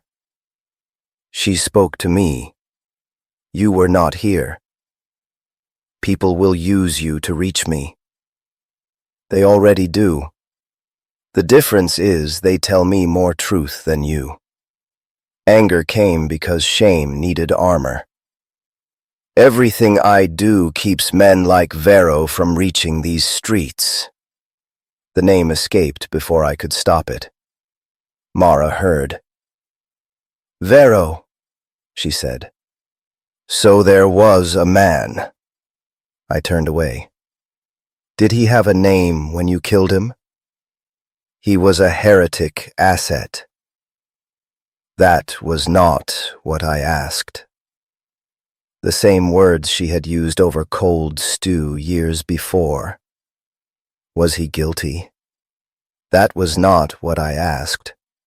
She had spent our life asking me to see a man where the office had supplied a category. He had a family, I said. Mara closed her eyes. They came in during the arrest. They saw? Yes. Children? Yes. The stove hissed where broth had spilled beneath the lid. Was he armed? I could have lied. I had lied about harder things. But some lie inside me had exhausted its strength. No. Mara sat at the table. I began to explain. Holt's evidence. The protected witnesses. Vero's false name. The records. Rice. Father Merrick. Each fact sounded weaker aloud than it had inside the warrant house. I heard myself assembling procedure around 3 bullets. I had seconds, I said. His wife opened the door. A neighbor called out. He moved. Toward what? I said nothing. Tomas. What did he move toward? His family. Mara covered her mouth. I wanted her to strike me. Anger would have made us 2 people still joined by force. Instead, she lowered her hand and looked around our rooms. I can live with danger, she said. I have. I can live with poverty. I did. I can live with you being gone for weeks and coming back with half your blood. I cannot live inside a lie you call duty. The church needs men willing to do what others cannot. The church needs everyone until nothing is left. You think I enjoy it? No. I think that is what you use instead of innocence. The words struck more accurately than any accusation Holt's enemies might have written. What would you have me do? I asked. I wanted you to come home. I am here. No. She stood and went to the bedroom. I followed as far as the door. Mara took a small case from beneath the bed and began folding clothes into it. "Where will you go?" "The hospital laundry convoy needs women. They leave for the eastern wards on Monday." "That is near the forward roads." "I know. It is not safe." She laughed once, without humor. "You have slept with a knife beneath our mattress for 11 years. Mara, listen to me. I have listened to you breathe every night you came back. I listened for blood in your lungs. I listened for boots on the stairs. I listened while you called dead men's names and then told me they said nothing. Rice, Salva, Dorn. Names I had never spoken awake." "I did love you," she said.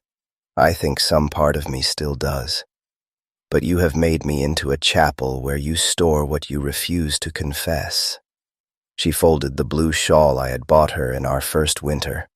Her hands shook. That was the only sign this cost her anything, and it hurt more than tears.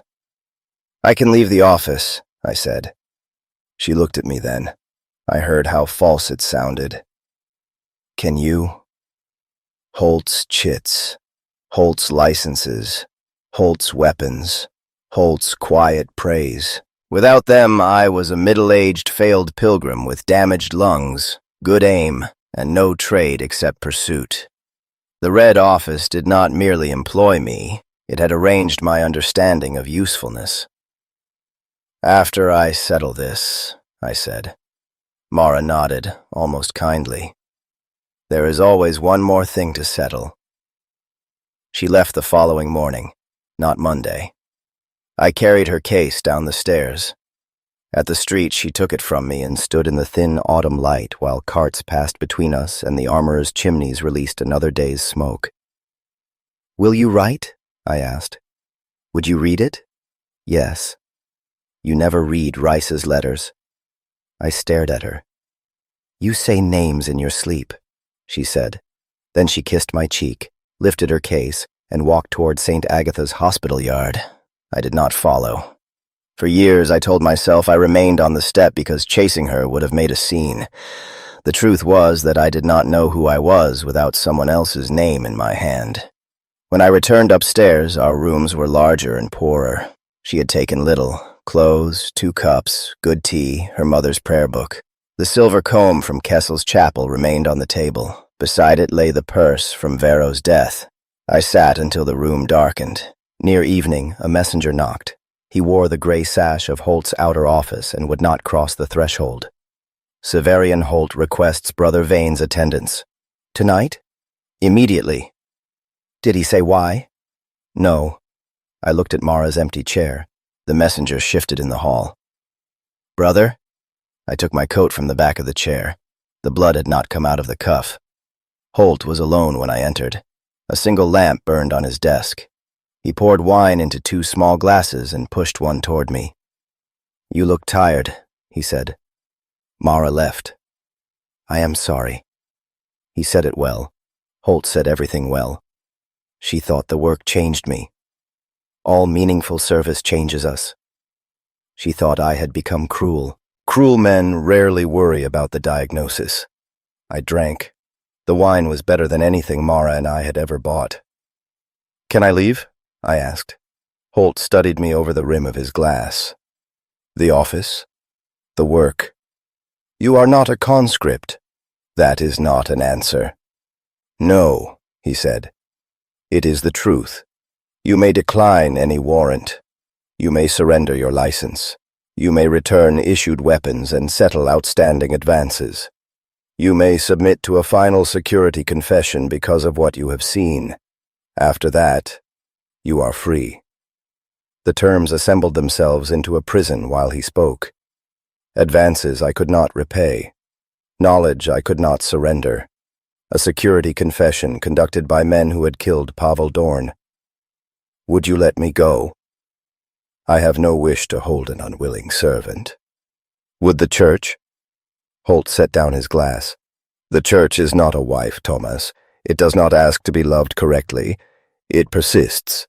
We are fortunate if our brief usefulness supports that persistence.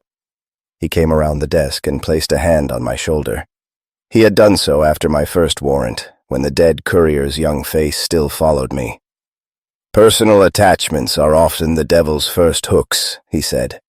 They teach us to place one soul above duty to thousands. Mara had not asked to be placed above thousands.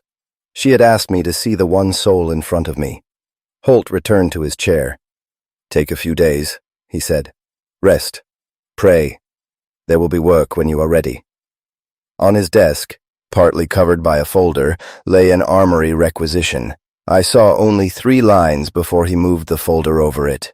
Ear cage, choir suppression, consecrated wire, 4 terminal certificates. What work? I asked. Holt smiled with paternal weariness. Nothing you need carry home tonight. The morning after Mara left me, New Antioch kept its hours with insulting precision. That was one of the city's small cruelties. A man could lose the last clean room of his life and still the ration bells would ring. The furnace crews would change shift, and pilgrims would queue outside the licensing chapels with the folded hopes of families who had not yet learned how rarely hope survived contact with a desk. I had slept in my chair because the bed belonged to a life I had no right to enter alone. My boots were still on. My revolver lay across my knees. The room smelled of lamp smoke, old leather, cold broth, and the faint soap Mara used to buy from a laundry widow near St. Barachiel's steps. She had left no note. She had taken her spare dress, her combs, the 2 chipped cups she liked, and the little tin of good tea she had always accused me of wasting by brewing too strong. She had left the silver comb from Kessel's chapel on the table. I understood the message. I did not touch it. At first bell I washed, shaved badly, changed the dressing on the cut beneath my ribs, and went to Holt's office because summons had become easier than thought.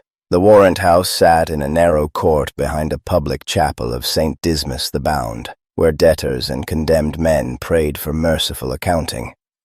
Holt used the rear entrance, through a passage that smelled of ink, coal dust, damp wool, and sealed wax.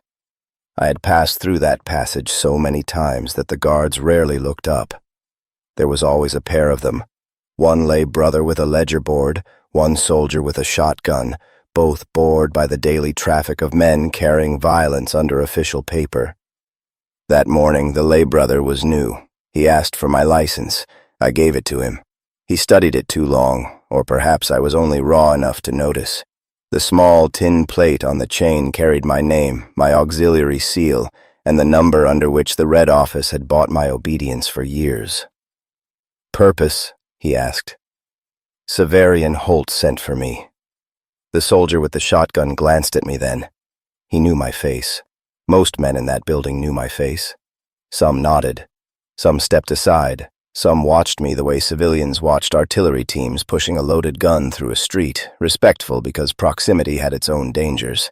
The lay brother made an entry in his board. Report to the outer office. Wait for instruction. Once I would have felt honored by the inconvenience.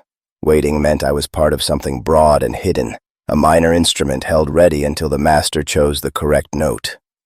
That morning I sat on a bench beneath a cracked icon and listened to the building breathe. It was an old structure, older than many of the walls around it. Pipes knocked inside the stone.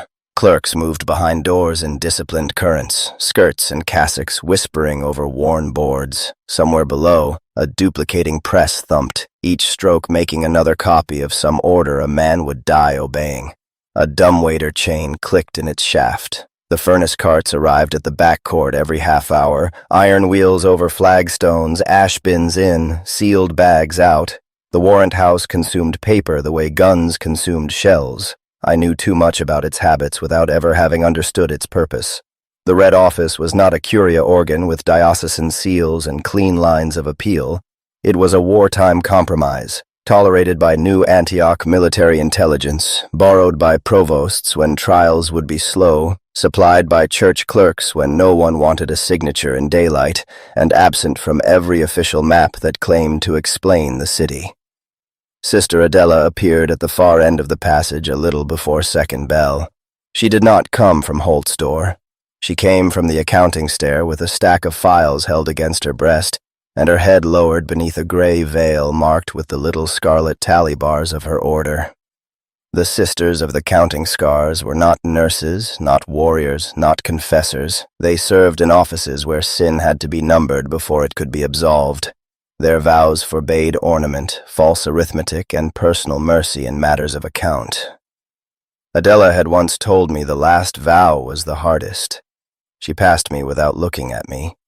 One paper slipped from her stack and slid across the floor to my boot. I bent for it automatically. Her hand touched my wrist, quick as a match strike. "Not here," she whispered. The page I held was blank except for a stamped inventory code and a line of columns. Case mark, issuance date, purse value, recoverable charge, terminal status. It looked like any useless internal cover sheet.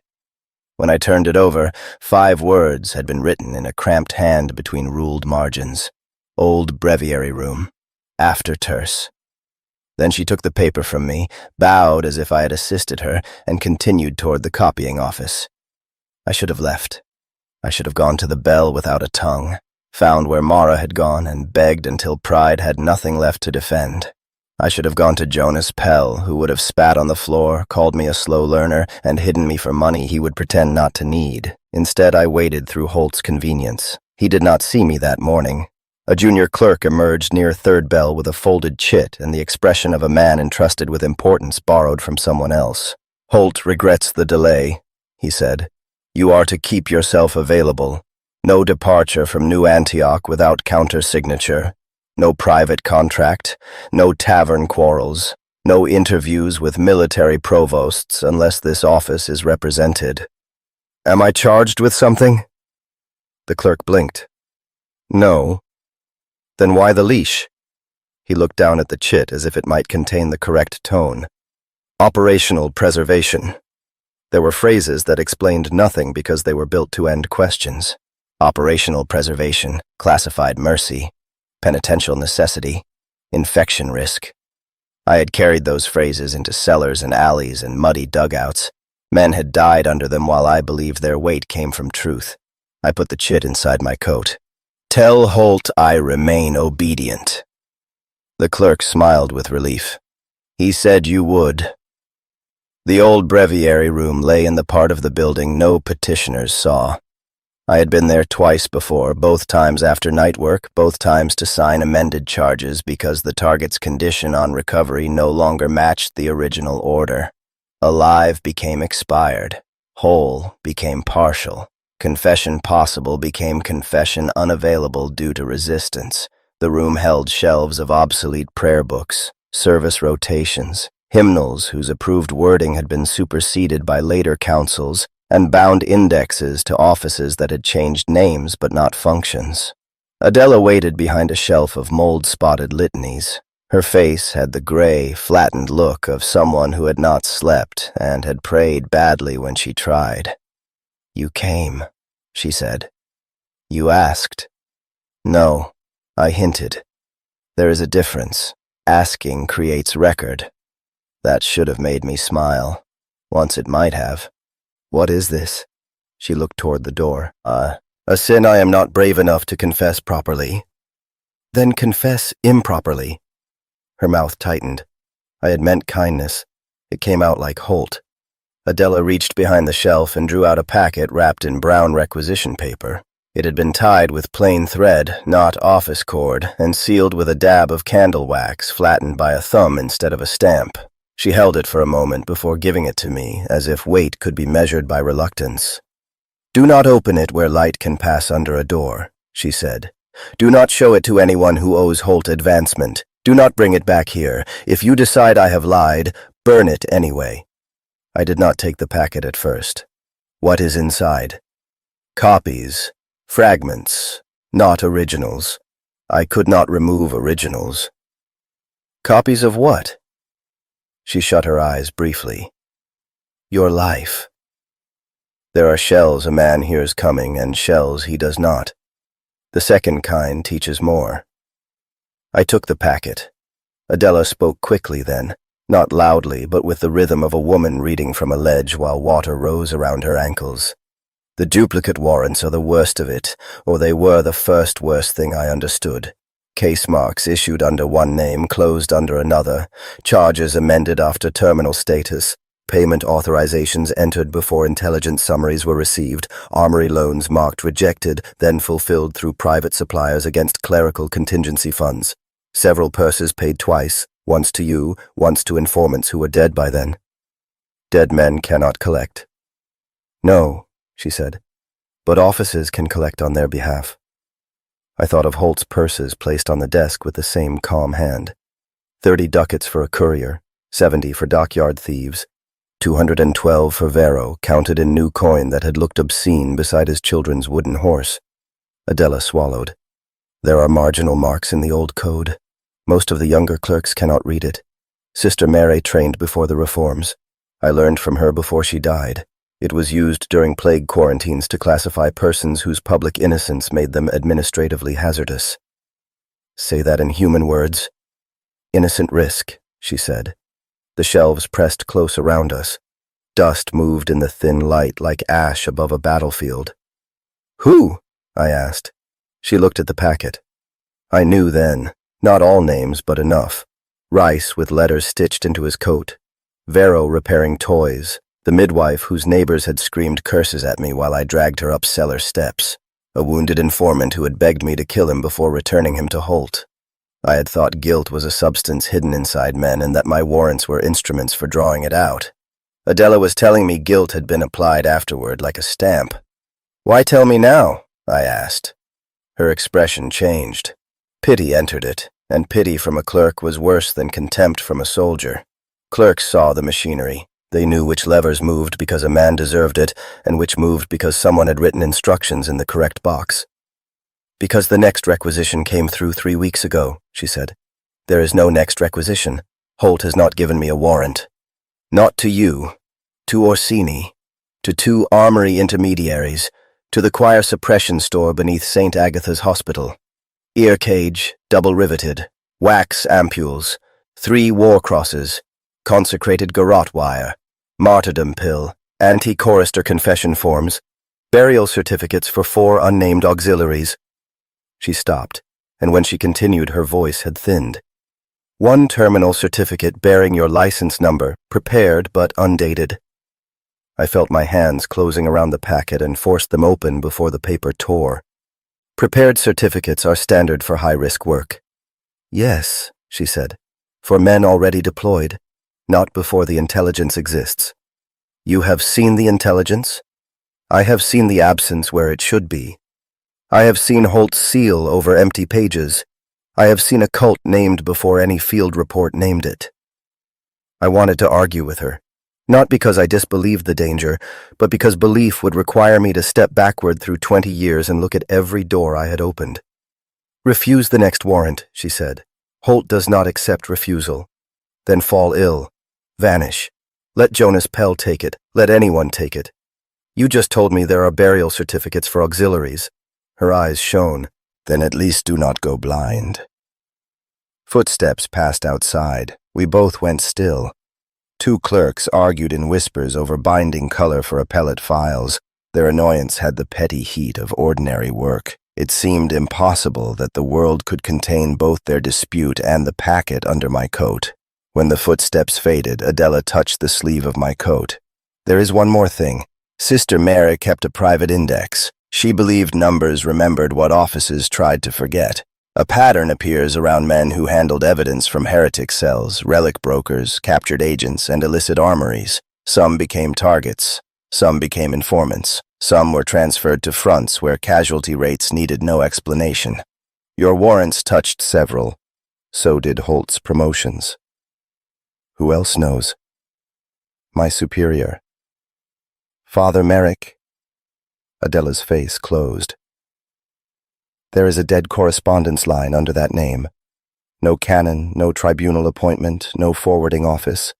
Only requisitions redirected after Rice died, then a disappearance notation written in Holt's old hand, unresolved spiritual hazard. Sister Mary marked it 3 times. Does she know you copied this? Adela gave a small, bitter smile. She knows everything that helps her survive. I thought of the office hierarchy. Holt above, advocates beside, senior sisters below him keeping ledgers so clean a court could eat from them. Then you are not safe. No, but I was not safe yesterday either. I merely had less proof. That was when I understood that she had not come to me because she trusted me. She had come because all honest roads were closed and I was a road with blood on it, which at least meant I had been used before.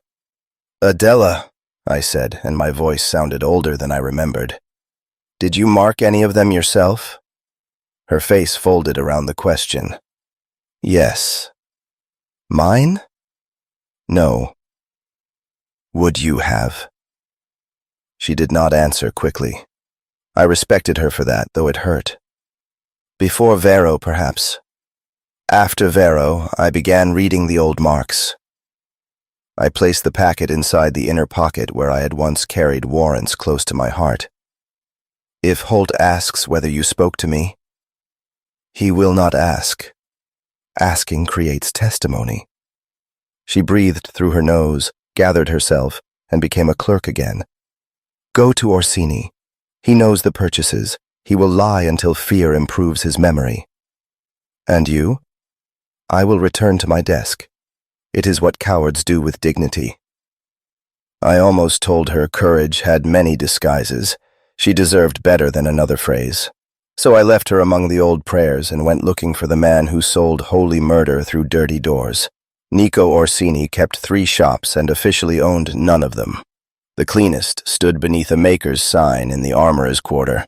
Orsini and Sons, devotional metalwork, licensed repair of pilgrim effects. There were no sons. There may once have been an Orsini who repaired devotional metalwork. Nico honored him by using the front room to sell rosary hooks, capirote hinges, cheap saint medallions, replacement reliquary caps, and tin blessing plates stamped so thin they bent in rain. The real business took place behind a partition where the walls were lined with items that existed in no public inventory. Folding stocks, trench pistols with filed numbers, gas masks with officer fittings, sawed shotguns, wire knives, pilgrim cudgels weighted with lead under leather, wax packets of stimulant powder, illegal charms confiscated from men who had paid to have them confiscated from someone else. Nico saw me enter and spread his hands. Thomas Vane, he said. The only man in New Antioch who can make a doorway look accused. Back room. I was about to offer coffee. Back room. His smile held for a second, then did the sensible thing and died. He lifted the counter hatch. Of course. For you, the finest shadows. I followed him past hanging belts of cartridges and a locked rack of short carbines. A little stove glowed in the back room. On the table lay a half-cleaned pistol, a plate of olives, and 3 piles of ducats separated by denomination. Nico always counted money in public enough to seem vulgar and in private enough to stay alive. I closed the door. If this is about Mara, he began, I am sorry. Not guilty, but sorry. There is a distinction I treasure. I put Adela's cover sheet on the table, not the whole packet. Just the inventory code. Nico looked at it, then at me, then at the stove. Do not, I said. His hand moved away from the fire. I was cold. You have been selling choir suppression equipment to Holt. I sell many things to many devout murderers. I hit him once, not hard enough to break the jaw, hard enough to put him against the shelves and send a box of shotgun primers rattling to the floor. He stayed there with one hand raised and blood bright on his lower lip. I am tired, I said. Mara left. Adela is terrified. Holt has put my death in a drawer. If you make me pull truth out of you piece by piece, I will be clumsy. Nico touched his lip, looked at the blood, and seemed offended less by pain than by its inconvenience. The ear cage was ordered 24 days ago. Special make, not armory issue. Too many questions in armory issue. Holt sent payment through the St. Clement Burial Fund, then through a veteran's prosthetic account, then to me by way of a charitable kitchen that has never boiled soup in its life. I took 8% because I am a sinner, not an idiot. What else? War crosses. 3. Old style, heavy enough to break a wrist if swung by a fool. Wax plugs with silver filings. A spool of garrote wire in a reliquary case. Shotgun shells packed with bone dust from a certified martyr, though certification is a word with flexible knees. A martyrdom pill, red wax, for you specifically. You knew? I knew the license number. I did not know the burial certificate. I try not to know endings. Endings make inventory sentimental. I stepped closer. He flinched. Yes, I knew it was wrong. Wrong how? Wrong as in expensive before urgent. Wrong as in Holt buying solution before admitting problem. Wrong as in I sent a guide map to an ossuary trench 3 weeks ago for a cult whose discovery report, if it exists, was not yet cold. Wrong as in Jonas Pell came asking similar questions yesterday and I pretended stupidity because stupidity has preserved my excellent skin. Jonas came here? He came, he smoked one of my cigarettes without permission. He asked whether I had ever noticed that men in Holt's circle died more cleanly when they knew more. I told him every circle has that problem. He told me if I joked at his funeral he would haunt my accounts. That sounded like Jonas. It also sounded like farewell. I looked at the 3 piles of ducats on the table. Why serve Holt? Nico laughed softly, then stopped when he saw my face. Because Holt pays. Because Holt protects. Because when church coin wants to become a gun without passing through a church ledger, someone will perform the miracle. If not me, then a worse man. That is the anthem of every coward, yes, I know. Spare me the sermon. I have sold the sermon leather-bound. You sold weapons that killed innocents. So did the armories. So did the foundries. So did you. The room went quiet except for the stove. Nico's fear became still. That was the dangerous kind. I am not your priest, Thomas. Do not come here looking for a smaller sinner so you can feel tall beside him. Holt used you because you were useful. He used me because I was useful. The difference is, I knew usefulness was not holiness. I wanted to hit him again. I did not. Some truths deserve to stand unassisted. Where is the ossuary? You are going? Where? He cursed in 3 languages, all of them fluently. Then he crossed to a cabinet, opened a false back, and removed a roll of oilskin. The old Gethsemane communication trench, north of Corpse Gate 12, beyond the white markers where the artillery maps become poetry. There was a casualty collection pit there after the St. Audran push. Later, a bunker. Later, nobody admitted either existed. The cult has been using field telephone lines through bone galleries. Or that is what the purchasing notes imply. How many? Living, 20 perhaps. Converted camp followers, deserters, a choir novice, at least 1 former clerk. Dead? The architecture is ambitious. Malrek. Nico made the sign of the cross badly, but sincerely. Brother Malrek was real. Prison choir, so I heard. Beautiful voice. They used him to calm condemned men before shell labor. Then he vanished on a transfer list Holt's office touched. 9 days later, a patrol found men kneeling without faces 1/2 mile from where his wagon burned.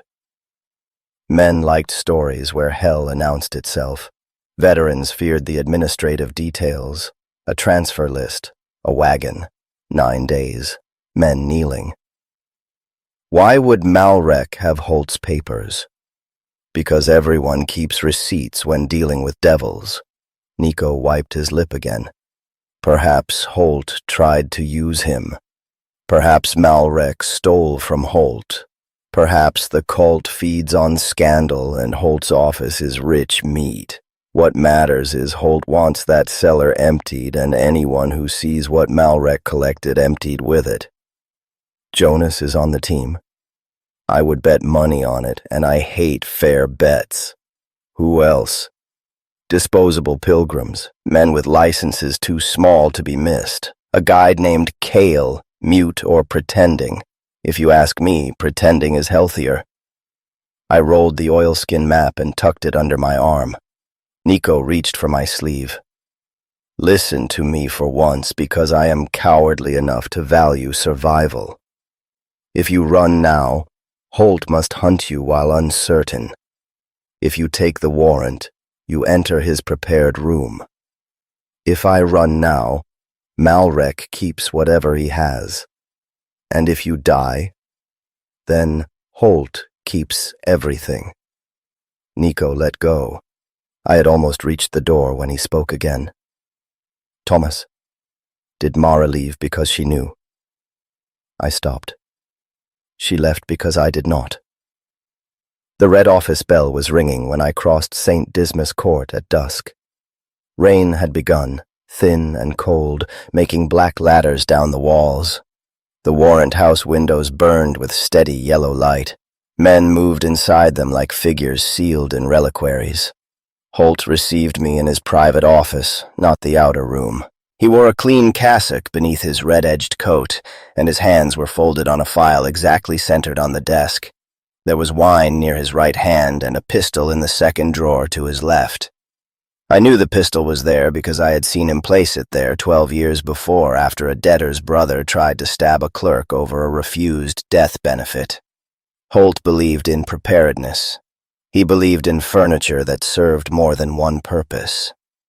Tomas, he said, you look unwell. Long night.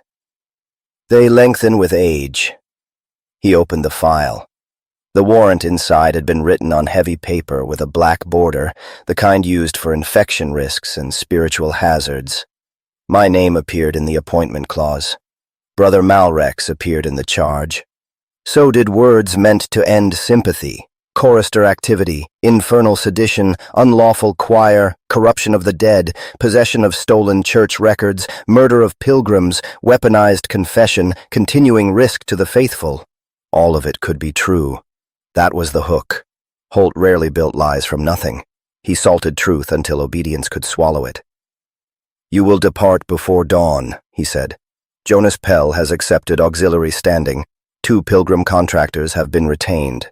A guide will meet you at Corpse Gate 12. Your equipment has been prepared through approved channels. Approved? His eyes lifted. Approved for this office? I held his gaze longer than I usually did. Something very small moved in his expression. Not guilt. Interest. You hesitate, he said. I am tired of not knowing what I carry. A common affliction among necessary men. Is Malrek real? Very.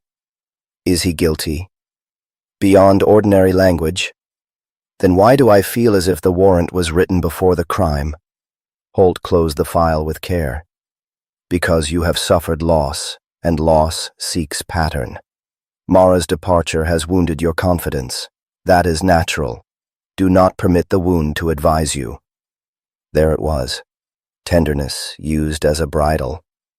I should have shown him Adela's copies. I should have put the packet on his desk and watched his face. But some instinct earned by years of entering rooms where men waited behind doors kept me still. What are my instructions? Holt's relief was almost invisible. Almost. Destroy the cult. Recover any church property. Do not read infected materials in the field. Do not preserve cult writings unless sealed. If Malrek speaks in the voices of the dead, do not answer. If he speaks in your own voice, break line of sight. If your ear cage fails, use the pill. He slid a purse across the desk. I did not pick it up. Payment on completion, I said. You have always preferred half in advance. I have spent too much advance pay. Holt considered me, then withdrew the purse and placed it in the drawer above the pistol. As you wish. He gave me the warrant. His fingers brushed mine. Dry, warm, paternal. Once, that touch had felt like appointment. That evening, it felt like measurement for burial. "Tomas," he said as I reached the door, "whatever private grief has entered your heart, remember this. Obedience is often the last mercy left to a man who no longer trusts himself." I bowed because my body knew the old forms even when my soul had begun to mutiny. Before St. Agatha's, I returned once to the rooms above the cooper's shop. Mara's chair was pushed beneath the table. The silver comb still lay where she had left it, too bright in the lamplight. I did not take it. Some things become truer when a man cannot carry them. Then I went to collect the instruments of my final service. The choir suppression kit waited beneath St. Agatha's Hospital in a locked room between the amputee ward and the furnace lift. I had taken weapons from many places over the years. Armory counters, dealer cellars, pilgrim chapels where shotguns hung beside relic bones. Once, from a dying man's hands while he tried to tell me a name I refused to hear. The room under St. Agatha's was worse than all of them because it was clean. Cleanliness in New Antioch was never innocence. It was expense. White tiles covered the walls. The drains had brass saints screwed over them. Each table bore a numbered cloth, each cloth a separate piece of equipment arranged with surgical devotion. A clerk in a waxed apron read the inventory aloud while another recorded my acknowledgments. Ear cage, double riveted, interior wax channel intact. Acknowledged. External hymn baffles, left and right, copper over iron, St. Mark's inspected. Acknowledged. Ampules, wax, 12. Ampules, opiate, 2.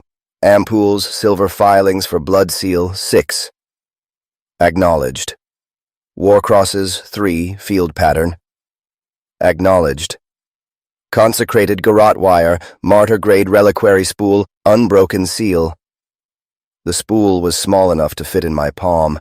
Its case had been made from dark wood banded in silver, with a little window showing the wire coiled inside like a sleeping hare. A priest I did not know murmured over it while I signed. His voice had the exhausted boredom of men who bless instruments all day and hope God can tell the difference between mercy and procedure even when they cannot. Shotgun, pump, 7-round tube. Shells, mixed reliquary and buck. Blessed revolver, personal issue, return to service. Trench knife, martyrdom pill, red wax, 1. The pill sat in a tiny glass tube cushioned by cotton. I had carried them before. Most hunters did at some point, though few spoke of it. The doctrine was simple. A man whose mind had been seized by the inferno might still possess one clean command if the command had been placed in him beforehand. Bite, swallow, deny hell a living door. The clerk asked me to sign for it separately. Why separate? Recovery accounting, he said. If I use it, there will be nothing to recover. There is always something, I signed. Jonas Pell waited in the yard behind the hospital, smoking beneath a statue of St. Agatha holding her own severed breasts on a plate, with the serene expressions saints had in art, because artists did not know how screams lasted. Jonas wore a patched coat, a pilgrim's iron cap pushed back on his head, and 2 pistols crossed under his arms. He looked at the ear cage under my arm and grinned without pleasure. Well, he said, they finally bought you a crown. You volunteered? I was asked in a room with 1 door and 2 guards. Felt like volunteering, but with better grammar. Nico said you had questions. Nico says many things, some even before pain. The 2 hired pilgrims stood near the gate, pretending not to listen. One was a heavy man named Audrin Vale, though he had no relation to any saintly Audrin and looked like he had been assembled from spare artillery crew. The other was young, narrow-faced, and called himself Pellin because, he said, his mother had once dreamed of bells. Both carried war crosses wrapped in oilcloth. Neither had worked with me before. Both avoided looking at the martyrdom tube on my belt. The guide arrived last. Cale was small, hooded, and wrapped in a coat patched with mapcloth. His lower face had been covered by a surgical mask tied so tightly it pulled the skin beneath his eyes. A slate hung from his neck. On it he had written, "I know the old Gethsemane cut." Jonas read it and said, Congratulations. Cale erased the slate with his sleeve and wrote, I know where not to step. Better, Jonas said. We moved before dawn through Corpse Gate 12, where the walls of New Antioch opened just wide enough to admit work parties, hunters, prisoner carts, and the dead whose paperwork had outrun their bodies. The gate captain checked our warrant, counted our weapons, counted us twice, and made each of us press a thumb into a ledger beside our names. His thumb pad was black with other men's departures. Return signal? He asked. Green flare if intact, I said. White if wounded, red if infected. No flare? Seal the gate. He nodded as if we had discussed rain. Outside, the morning spread thin and colorless over no man's land. New Antioch's walls rose behind us in tiers of guns, chapels, cranes, signal masts, hospital chimneys, and banners stiff with old smoke. Ahead lay the country that had swallowed better men than us without the courtesy of a grave. No man's land was not empty. Civilians like to think of it as a dead belt between human order and hell's advance, but emptiness was too clean a word. It was crowded with remains, trenches folded into trenches, wire furred with mineral salts, red-brown tank hulks, pilgrim shrines built from shell cases and jawbones, unexploded shells, shattered icons, gas pockets in hollows, corpse mounds under tarpaulin, and salvage economies continuing under every artillery lull. Cale led us by gestures. 2 fingers down meant low wire. Palm flat meant freeze. Knuckles to throat meant no sound. He moved with the bitter competence of a man who had either survived the line too long or died there and declined the administrative conclusion. At the first white marker, I put on the ear cage. It was heavier than I expected. Iron ribs closed around my skull and hinged beneath the jaw. The inner wax channels pressed at the ears, not enough to deafen, enough to make the world thick. My own breathing became close and vulgar. Jonas rapped the side of the cage with one knuckle, and the sound crawled down my teeth. "How do I look?" I asked. "Like a confession box learned to walk." Audrin smiled at that. Pellin did not. The boy kept touching the war cross under his oilcloth. By second bell, we had left the marked routes. The Gethsemane communication trench lay half-collapsed between 2 ridges of old spoil. Its timber sides had rotted inward, and shell water sat in the bottom under a skin of yellow grease. Field telephone wire ran along the left wall in bundled loops, newer than the trench, black insulation repaired with strips of cloth and devotional tape. Every few yards a little bone charm hung from the wire, finger bones mostly, some too small. Jonas saw me looking. "Cultists love a theme. Stay sharp." "I have been sharp since before you were pious." The first body lay where the trench dog-legged north. It wore a pilgrim coat and had been opened from throat to belt. Not torn, opened. The ribs had been spread with wire, and inside the chest someone had packed folded pages, each page blackened by damp and marked with red thumbprints. The face was gone. The hands were tied around a cracked field telephone receiver. Pellin retched into the water. Audrin crossed himself. "Is that Malrek's work?" "Or Holt's evidence of it," Jonas said. "Quiet," I said. I crouched by the corpse and used my knife tip to lift one page. The writing had dissolved, but a stamp remained in the corner. Red office property mark, old style. Adela's packet seemed to burn under my coat. The receiver at the corpse's hands clicked. Every man froze. It clicked again, 3 times, then issued a sound like a boy humming through water. The ear cage took most of it. What remained entered through bone. Cale seized my sleeve and shook his head hard. I cut the receiver cord.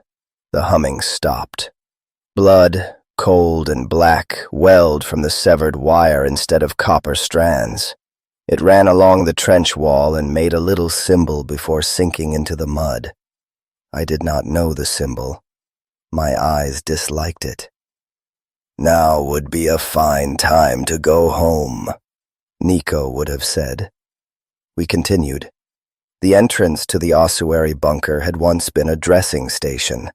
The sign still hung above the dugout stair, though only 3 letters survived. AED. Beneath the sign, bones had been mortared into the sandbags. Femurs in courses, skulls at the corners, vertebrae packed like white gravel. Some were old and brown. Some were fresh enough that flies still argued with holiness over possession. From below came singing. No words at first. Only a note held too long by too many throats. The ear cage muted it, but muting a chorister's hymn was like putting a hand over a lamp in fog. Light still existed, shape still changed. Pellin whispered a prayer. His voice shook. Jonas leaned close to me. If I start confessing, shoot me before I get interesting. Same. You have always been interesting for the wrong reasons. Cale wrote on his slate. No lamps below first turn. It sees flame. We shuttered the lanterns and descended by touch. The air changed after 12 steps. It grew colder, not with weather but with storage, as if the earth had kept winter packed away for this room. The dugout walls were lined with bones wired into place. Field telephone lines ran between them in black loops, strung taut through eye sockets and drilled femurs, converging deeper below like nerves toward a brain. Small bells hung from the wires, hundreds of them, none larger than a thumbnail. They did not move, yet I heard them faintly through the cage, a silver tremor under the hymn. At the first landing, 2 cultists rushed us from a side bay. They were human, which made it worse. One wore a hospital orderly's coat stiff with old blood. The other had a nun's veil nailed to his scalp, though he was bearded beneath it. Their mouths had been sewn at the corners to keep them smiling. Audrin's warcross took the orderly in the chest with a wet crack. Jonas fired twice, both shots close and practical, and the veiled man folded down the steps. His blood steamed black where it touched the wire. The hymn changed. Words entered it, not sung in any language I knew, but understood all the same. Kneel was one, remember was another. Open was the worst. Pellin dropped his war cross. I turned in time to see his face empty, not terrified, empty. He looked peaceful as he bent to retrieve the weapon, then lifted it toward his own jaw as if preparing to open a stubborn crate. I struck him across the wrist with my revolver. Bone broke. He screamed, and the scream saved him for a moment because pain returned his face to him. "Wax!" I shouted. Audrin fumbled an ampule from his pouch and shoved it against Pellin's ear. Jonas did the other. Wax and silver filings ran down the boy's neck. He sobbed. The bells in the wires trembled harder. Cale pointed downward. We had been in the bunker less than 5 minutes, and already the place had begun dividing us into the living, the useful, and the nearly spent. The second level opened into the old cellar. I had seen ossuaries before. New Antioch was full of them. The dead were architecture in our city, teaching the living that service did not end with breath. But the chorister's cellar had made a mockery of that consolation. Bones filled the walls from floor to ceiling, not arranged with reverence but with accounting precision. Skulls were sorted by size, arms bundled with arms, children's ribs threaded on wire above doorways, jawbones nailed in rows like little gates. Field telephone lines passed through all of it, in and out, making the dead into an instrument. At the center stood a switchboard built from chapel wood and brass army fittings. Around it knelt a dozen cultists, each holding a receiver to a wound in their own throat. Behind them, in an iron cradle shaped like a monstrance, hung Brother Malrek. At first my mind refused the arrangement. A chorister was not merely a man, that was the doctrinal phrase, and like many doctrinal phrases, it protected the listener from anatomy. Malrek's body had been cut away from ordinary use. His torso, thin and white, was suspended by hooks and black cords. His arms hung loose, the fingers moving in little conducting patterns. His head had been severed and set above the body in a ring of iron, the neck stump open, not bleeding downward but upward, black blood rising in threads from flesh to skull as if gravity had been denounced and found guilty. His mouth was open. no eyes remained. Wax plugs sealed the sockets, and from each plug a wire ran into the switchboard. The song came from the head, the body, the wires, the bones, the kneeling cultists, and somewhere far below them all, where hell kept its breath. My ear cage took the song and bent it. It did not stop it.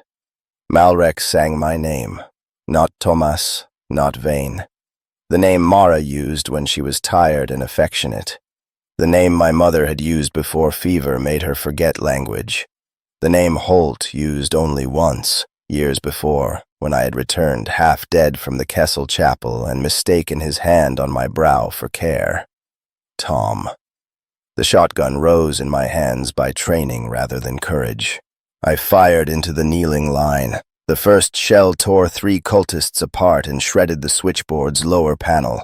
Bells screamed along the wires. Odran charged with his war cross, roaring a psalm so badly pronounced it might have frightened hell by novelty.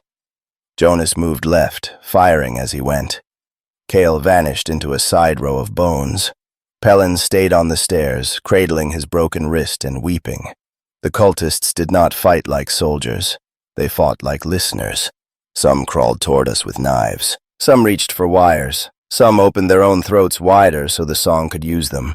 One woman in a clerk's black sleeve clutched a bundle of papers to her chest, while buckshot took her legs from under her. She smiled at me from the floor and said, clearly through the cage, "He filed you under expendable mercy." I shot her before she could say more. Then the hymn found the crack in me. I was back in the field hospital after Rice, standing over 2 wounded boys who watched me with fever-bright eyes while the corporal's blood ran into straw. I heard Rice saying, "I have letters." I heard myself saying nothing. The scene shifted before I could brace against it. Vero's kitchen, his little girl beneath the table with one hand over her wooden horse, my pistol jumping, his wife inhaling once and never finishing the breath, the midwife's cellar, women screaming that she had saved their children, a gang boss hanged from a crane in rain while dock boys cheered because cheering was safer than pity, Kessel burning in his chapel, his face blackening while he shouted Holt's name through flame. The song did not lie by invention, it lied by arrangement. My knees struck bone. Somewhere beside me, Jonas cursed. "Up, Tomas!" I tried. The shotgun had become heavy as a door. The ear cage pressed inward. Malrek's mouth opened wider, and Holt's voice emerged from it. "Obedience is often the last mercy left." That almost ended me. Not the horror, not the symbols crawling in black blood across the floor, not the cultists with their opened throats. Holt's courtesy in hell's mouth. The realization that damnation did not need to sound strange if it could sound familiar. Jonas hit me with his shoulder. I fell sideways behind the switchboard as a cultist's knife passed through the space where my neck had been. Jonas shot the man under the chin, then grabbed the ear cage with both hands. "Your baffle's jammed," he shouted. I could barely hear him. The cage had shifted in the fall. One wax channel had cracked and pressed hard against my ear, trapping the song inside instead of keeping it out. The world was all hymn and pulse. Jonas jammed his knife under the hinge. "Hold still." "No. This is the kindness. Do not make me sentimental." He levered. Metal tore. Pain flashed white along my jaw. The left side of the cage sprang open, and the song rushed in clean. For one impossible second, I heard everything. I heard Malrek's hymn as music, and it was beautiful. That was the worst thing I can say about it. It had structure beyond human patience, intervals that opened like doors inside the mind, harmonies made from regret, hunger, certainty, and the little relief men feel when told their sins were necessary. It promised no forgiveness. Forgiveness requires judgment. It promised explanation, and explanation is the cheaper mercy. Under it, I heard another sound. Papers fluttering in a side alcove where Cale had vanished. Not divine intervention, not a saint, just paper in moving air. Evidence. I bit the inside of my cheek until blood filled my mouth. Pain narrowed the world enough to move. Jonas was still leaning over me when the black wire came around his throat. It dropped from above, pulled by a cultist hidden in the bone racks. Jonas's eyes widened, offended more than afraid. He fired upward twice. Bone splinters fell. The wire tightened. I reached for him, but two more cultists surged between us. Odran met them with the war cross, took one down, then vanished under 3 bodies near the switchboard. The heavy pilgrim fought like a mill wheel, slow and crushing, until Malrek sang something soft, and Odran began laughing in his father's voice. A knife entered under his arm, then another. Jonas dropped to one knee. I killed the first cultist in front of me with the revolver, the second with the trench knife because he was too close for shooting. When I reached Jonas, the wire had cut deep. He caught my wrist with fingers slick from his own blood. "Office," he rasped. "What?" "Always. Office." It might have meant Holt. It might have meant the papers. It might have meant that every killing room had an office behind it. Then his grip failed, and Jonas Pell, who had been unpleasant and often right, died without filing any final apology. There was no time to honor him. War rarely permits men the decency they have earned. I took the garrote spool from my belt. The seal broke under my thumb. The wire inside was finer than I expected, almost soft, blessed and wicked in the hand. I wrapped one end around my left glove and tied the other to the broken hinge of the ear cage. Then I crawled under the switchboard while Malrek's song pulled faces from my memory and wore them one after another. Mara looked at me from between the hanging wires. She was not truly there. I knew that. Knowledge did not lessen the cruelty. "Did the man have a name?" she asked. "Yes," I said. The answer cost me less than the years before it. Cale appeared in the alcove beyond the switchboard, his mask torn away. He was not mute. His mouth had no tongue.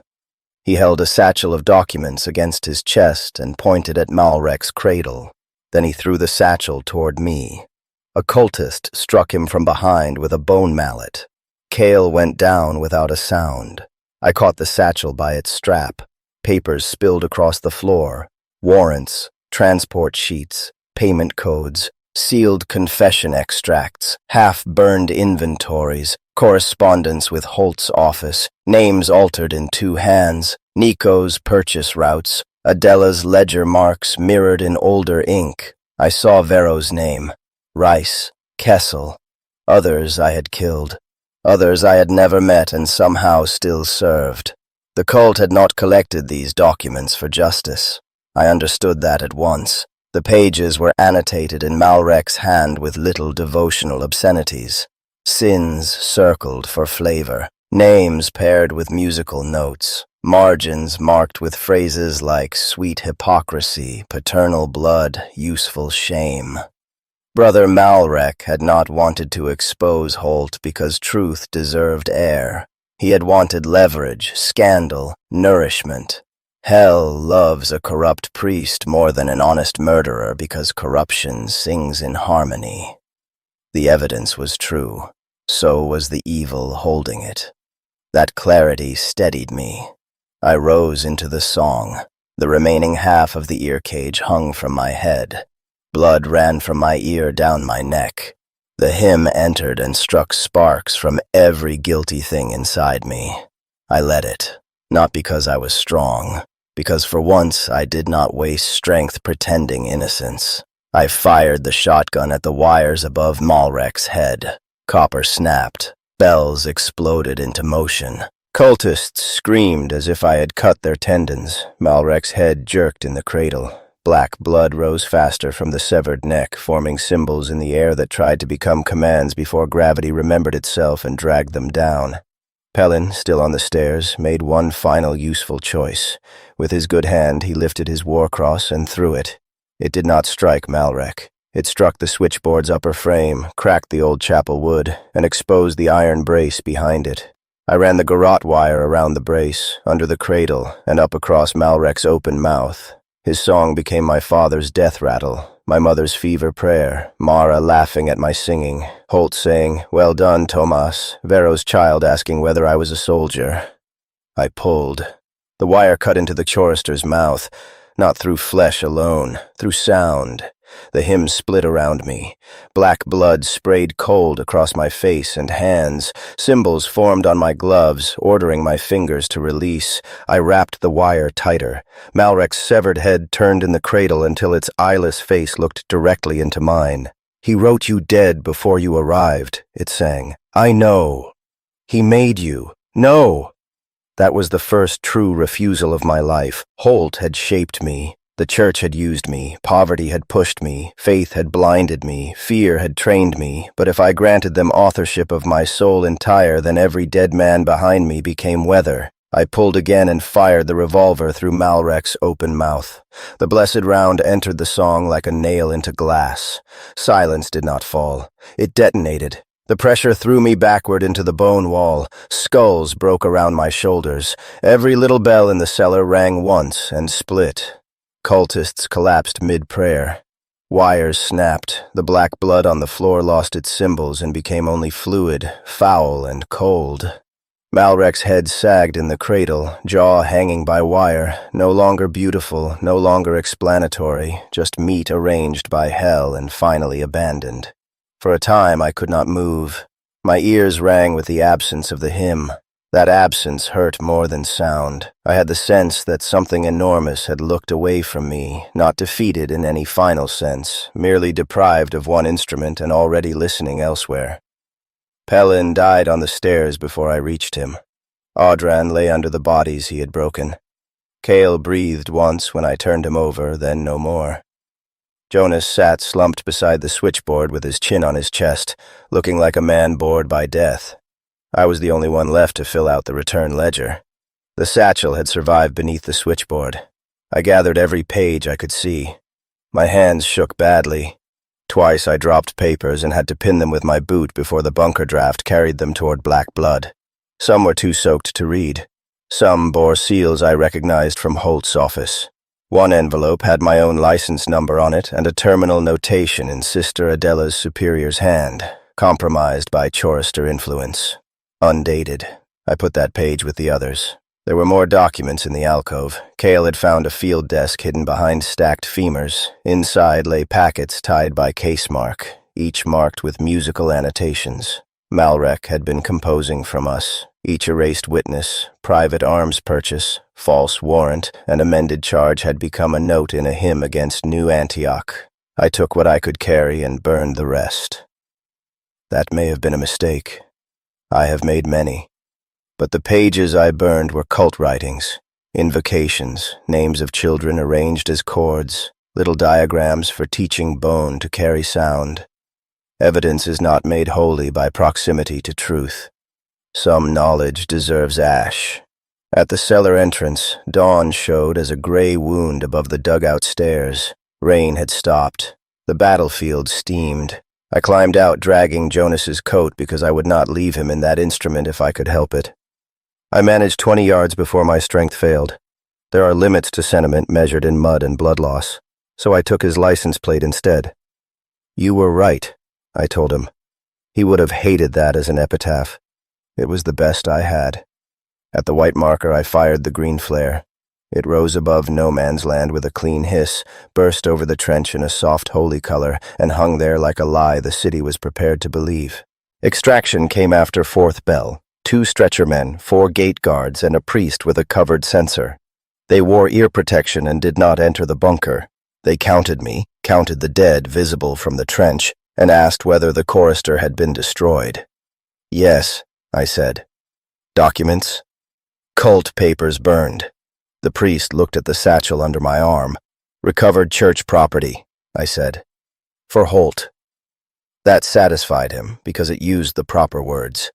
They put me on a stretcher, though I could walk, strapped my arms, though they called it medical caution, and carried me back toward New Antioch under the fading smoke of my own signal. Above the gate, the guns tracked east. Behind the walls, bells rang for ordinary prayer. No alarm, no celebration, just a city making room in its day for one more useful violence. I closed my eyes and held the satchel like a man holding his own accusation. For a little while, I believed survival meant I had won something. St. Agatha's surgeons removed the broken half of the ear cage from my head with pliers, prayer, and professional indifference. They cut my hair around the hinges. They washed black blood from my face with vinegar that burned worse than shrapnel.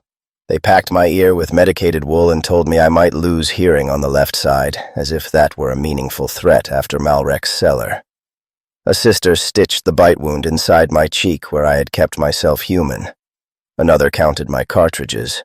A third asked whether I had experienced compulsions toward song, confession, self-harm, blasphemy, adoration of infernal beauty, disgust toward sacred images, or unusual sympathy for known heretics. Yes, I said. Her pen paused. To which? Sympathy.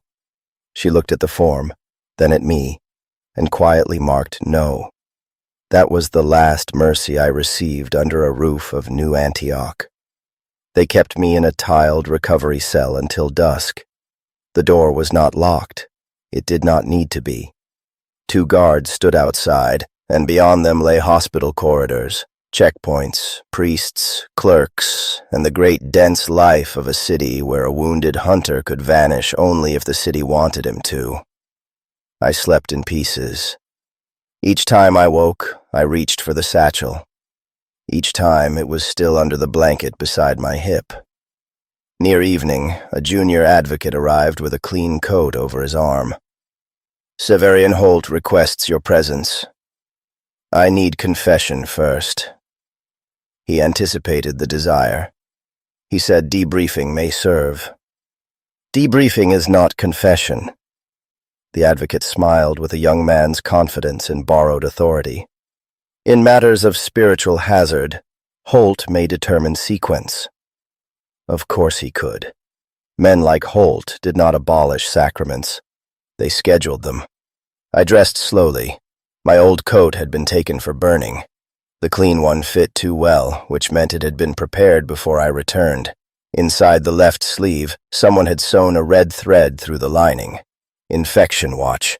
Discreet enough not to alarm civilians, clear enough for guards trained to see it. The satchel was not offered. My recovered property, I said. Secured for examination.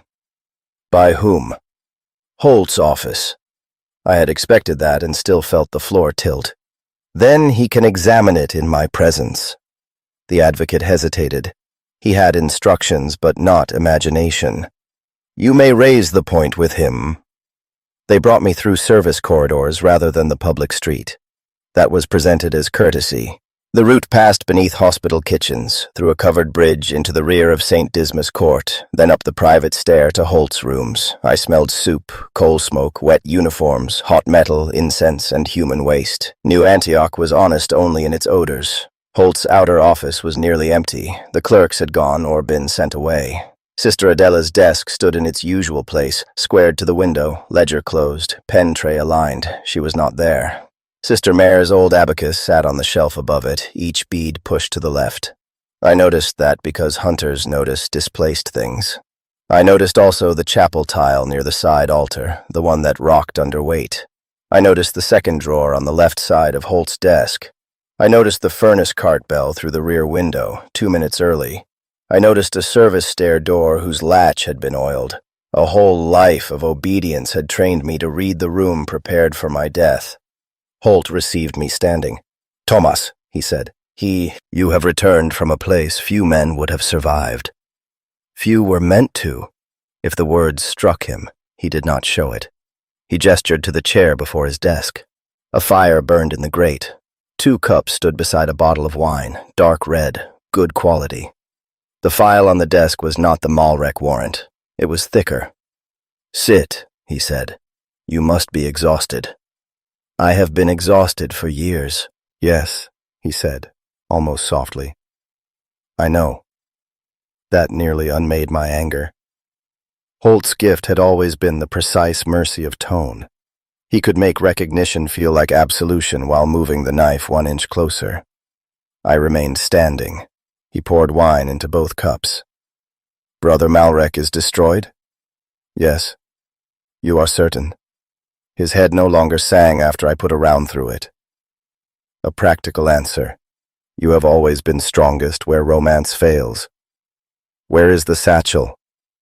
Being examined. It contains church records. So I understand. It contains records from this office. Holt lifted his cup but did not drink. Many corrupt things contain the shape of holy institutions. That is part of their corruption. Do not do that. Do what? Make grammar carry your sins. For the first time since I had known him, Holt smiled without warmth.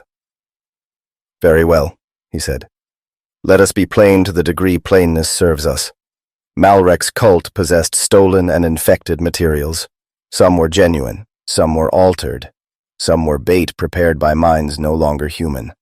Such material cannot pass into ordinary courts, ordinary confession, or ordinary gossip without multiplying harm. Vero said the same of files he copied. Vero copied material he did not understand. So did Adela. The cup stopped halfway to Holt's mouth. There it was, not fear, adjustment. Sister Adela has been under strain, he said. Where is she? Resting. That is not an answer. It is the one available to you. The fire clicked in the grate. Outside, the furnace cart bell rang once in the court. Holt set down the wine. You think you have discovered a conspiracy because you have discovered records. That is a young man's error committed late in life. Records are not truth, Tomas. They are instruments by which institutions survive contact with truth. I killed innocent people. You killed dangerous people. Marked innocent risk. Yes. The word fell between us, clean and final. I had imagined denial. Some part of me had prepared for it, perhaps even wanted it. Denial would have let anger remain simple. Holt gave me something worse. He gave me agreement. You knew. Of course. And sent me. Because you were capable.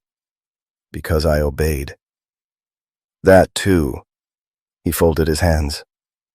Do you believe New Antioch survives by innocence? Look out the window. Every brick in those walls was bought with compromise. Every gun requires powder, and powder requires trade routes, and trade routes require men like Kessel until they require Kessel's death. Every captured heretic asset offers knowledge at a cost. Every relic recovered from no man's land passes through hands that may not be clean enough for public liturgy but are useful enough for private defense. The faithful masses can endure hunger, shelling, funerals, plague, and taxation. They cannot endure knowing the exact price of their protection. So you chose men to pay it for them. Some men are chosen by capacity, some by sin, some by poverty, some by the simple fact that they are already standing where the next burden must fall. And the ones I hunted? Some betrayed us. Some knew too much. Some were fools who placed true accusations where hell could hear them. Some would have destroyed offices whose work, however stained, keeps greater horrors from the gates. Children watched me kill Vero. Holt's face tightened by the smallest degree.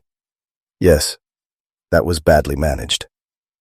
For a moment I could not speak, not because the words were absent, but because too many crowded the throat at once.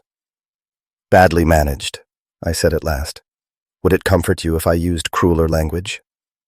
It might prove you still understood cruelty. I understand it intimately. That is why I prefer efficiency. He said it without pride. That was Holt complete. A man who had placed his conscience under lock and key, then filed the key location under necessity. I had loved him once, in the poor way men love those who give them purpose. That love curdled in me more painfully than hatred. Malrek had your papers, I said. Fragments. Enough. Enough for scandal, not enough for wisdom. He would have fed it through prisoners, deserters, rival offices, perhaps even foreign pilgrims. Every revelation would have carried a hook. Every true sin would have arrived wrapped in infernal music. By destroying him, you saved lives. And by dying? He did not answer. My terminal certificate was in his desk, I said. Compromised by chorister influence. Undated. Holt's eyes lowered just once toward the file before him. You were exposed to a chorister. So were all the dead men you sent with me. Their certificates will be accurate. Mine was written before exposure. Prepared before exposure. There is that grammar again. Holt sighed then. It was not theatrical. He seemed genuinely weary. Thomas, listen to me. You are not being punished. You are being contained. Contained men do not usually get wine. Courtesy costs little. Neither did I, at first. That struck. I saw it. Some small pain passed through him, or a convincing imitation of it. No. At first you were expensive in other ways. Faith? Faith is common. Yours was disciplined. That is rarer. You turned me into a murderer. No. His voice sharpened. I gave direction to what war had already made possible in you. Do not surrender agency only when it becomes uncomfortable. You were never a blade in my hand. You were a man who chose, again and again, to trust the warrant more than the face in front of him. I hated him most for telling the truth incompletely. Why bring me here? I asked. Because you deserve to hear this from me. Before execution. Before judgment. Whose? He opened the file and turned it toward me. My name stood at the top. Thomas Vane, irregular pilgrim hunter, Red Office auxiliary contractor, subject to immediate spiritual quarantine and terminal review. Beneath it came the charges: unauthorized retention of infected cult documents, unlawful contact with Sister Adela of the Counting Scars, suspected collusion with Nico Orsini in off-ledger weapons traffic, murder of church witnesses, falsification of warrant returns, suspected chorister compromise, possible preservation of infernal evidence for blackmail. The work of my life had been arranged against me with admirable neatness. There were supporting references: my signatures, my payments, my weapon receipts, my witness reports, Nico's testimony, not yet signed but prepared, Adela's copied sheets, reframed as theft on my behalf, Jonas's death, placed where it could support whatever shape they needed. I had not hunted sinners. I had hunted inconvenience. Now I was inconvenient. You will be taken to a quiet chapel, Holt said. A proper examination will be performed. If you confess cleanly, your name may be preserved in restricted honor. Mara Sellen will not be troubled. Sister Adela may yet be assigned to penitent seclusion rather than trial. Nico will survive because men like him always do unless someone wastes effort. Refuse and the public warrant will go out before dawn. You would use Mara. I would protect her from association if you allow me. You mean from you? From the consequences of you. The door behind me opened. 2 men entered, not guards from the outer office. Professional, quiet men in plain coats, each with a pistol held low and a little red charm tied around the wrist. Behind them came Sister Adela's superior, Mother Caldra, severe and dry as old paper. She carried a small box with a syringe, a wax seal kit, and a folded black hood. Adela was not with them. Kneel, Thomas, Holt said. The old habit rose. That was the shame of it. Some part of my body still believed kneeling might turn violence into sacrament. Then the furnace cart bell rang again in the yard below. 2 minutes early on arrival meant 4 minutes early on departure. The service stair latch had been oiled. The chapel tile was loose. Holt's pistol sat in the second drawer to his left, but he had moved the wine closer to that side, half blocking the drawer. He had prepared the room for a wounded, obedient man. He had not prepared it for the man his office had trained. I dropped the cup. Everyone looked down because breaking glass is older than discipline. I moved with it. My right hand caught the edge of the desk and shoved hard. The desk slammed into Holt's thighs and pinned the second drawer shut. The first assassin fired. The shot took a saint's hand off the wall behind me. I went low, pulled the loose chapel tile free, and threw it into his knee with both hands. Bone cracked. He fell into the second man's line of fire. Mother Caldra was faster than I expected. She came at me with the syringe, not screaming, not hesitating, a clerk administering conclusion. I caught her wrist. The needle went through my sleeve and scraped skin. Her other hand clawed for my face. "Innocent risk," I said. Then I drove her backward into the corner of Holt's desk. Her head struck the iron edge with a sound I had heard in alleys and tried to forget. She slid down, leaving blood on polished wood. The second assassin cleared his partner and fired. Heat crossed my ribs. I grabbed the wine bottle and smashed it across his mouth, then took his pistol as he staggered. The first man, the one with the broken knee, lifted his weapon again. I shot him twice. Holt had freed the drawer. He held his pistol steady despite the desk against him. He could have killed me then if he had fired without speaking, but courtesy cost little, and habit costs everything. "Tomas," he said. I shot him through the right shoulder. The pistol fell from his hand. He sat back, pale with shock, one hand already pressing the wound. Not dead, not absolved, not simplified. I crossed the room and took my file from the desk. Then I took the unsigned public warrant beneath it. My satchel lay in a locked evidence case by the book wall. I shot the lock. Papers spilled out with the smell of damp bone and smoke. Holt watched me gather them. "You cannot carry that anywhere it will matter," he said. "I have carried worse. They will hunt you. I know. The city will believe me. I know." His face changed then. Not much, but enough. Perhaps he expected argument. Perhaps he wanted me to plead for some last recognition that the world could not provide. I had given too many dying men explanations they did not want. I would not give Holt one. "Why not kill me?" he asked. I looked at him, wounded in his fine chair, framed by icons, smoke, broken glass, dead servants, and the office that had made us both into instruments of its survival. "Because you are not the whole thing," I said. Then I struck him with the pistol butt hard enough to fold him over the desk and left him breathing. The outer office had begun to wake. Men shouted. A bell rang by the stair, thin and urgent. I went through the service door before the first guard reached Holt's threshold. The stair twisted down behind the furnace flue. Heat pressed through the wall. I moved by memory, not speed. Speed gets men killed in familiar buildings because they stop seeing. Memory told me the third step dipped, the seventh creaked, the landing window stuck in damp weather, and the door at the bottom opened into the ash court beside the furnace carts. The cart crew saw the blood and chose stupidity with admirable speed.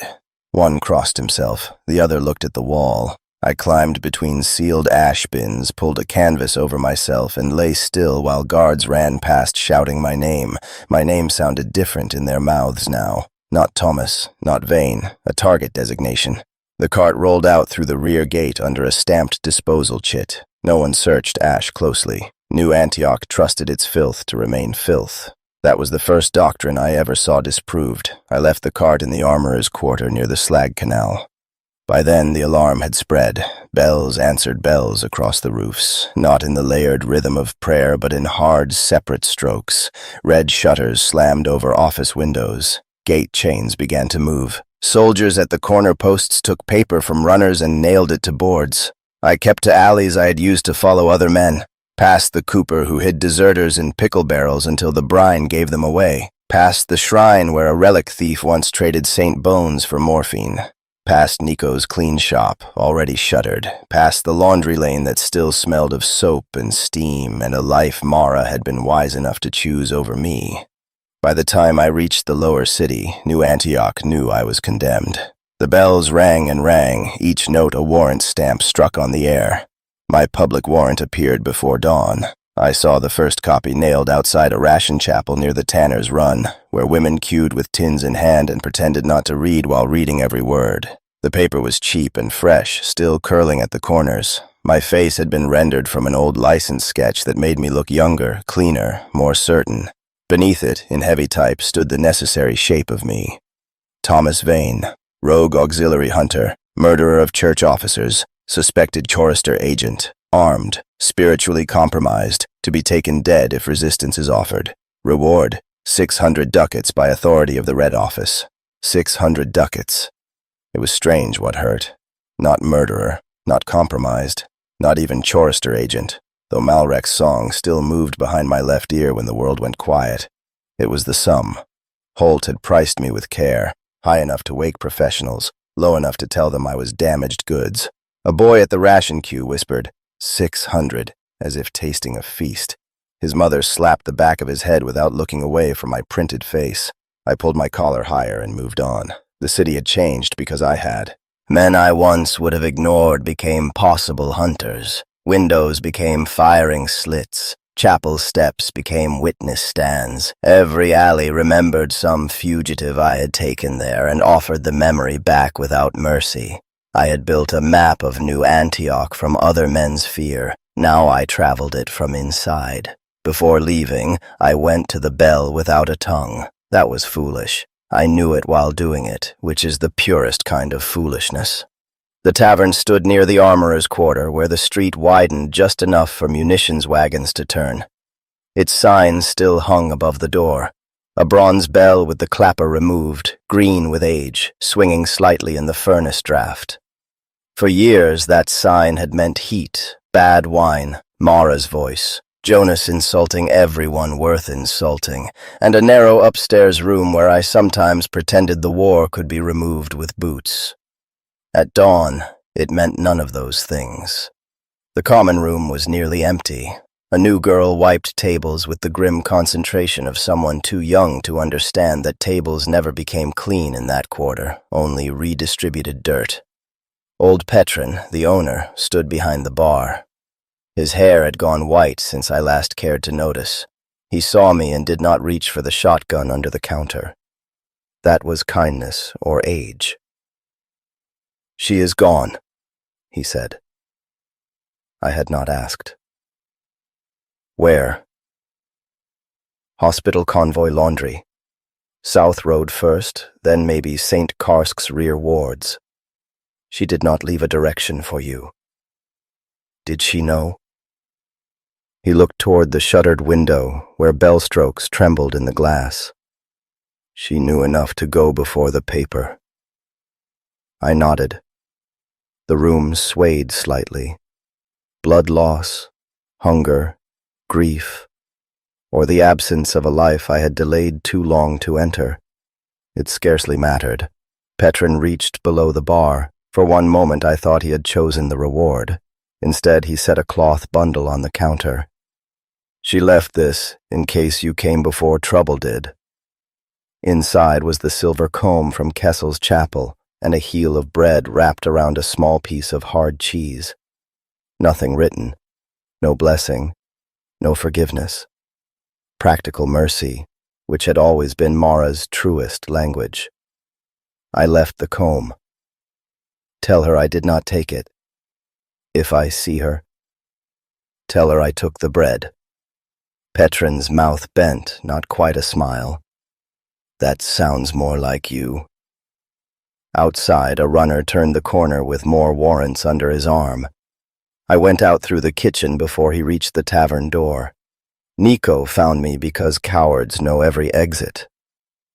He waited in a coal shed behind a devotional caster's yard, wrapped in a laborer's coat, his bruised lips split again by nervous biting. "I should sell you," he said. "You should.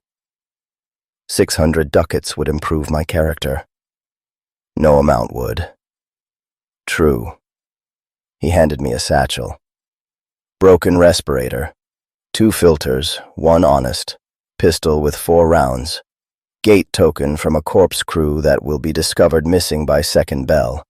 Map to a drainage run under corpse gate 12. Do not use the obvious ladder.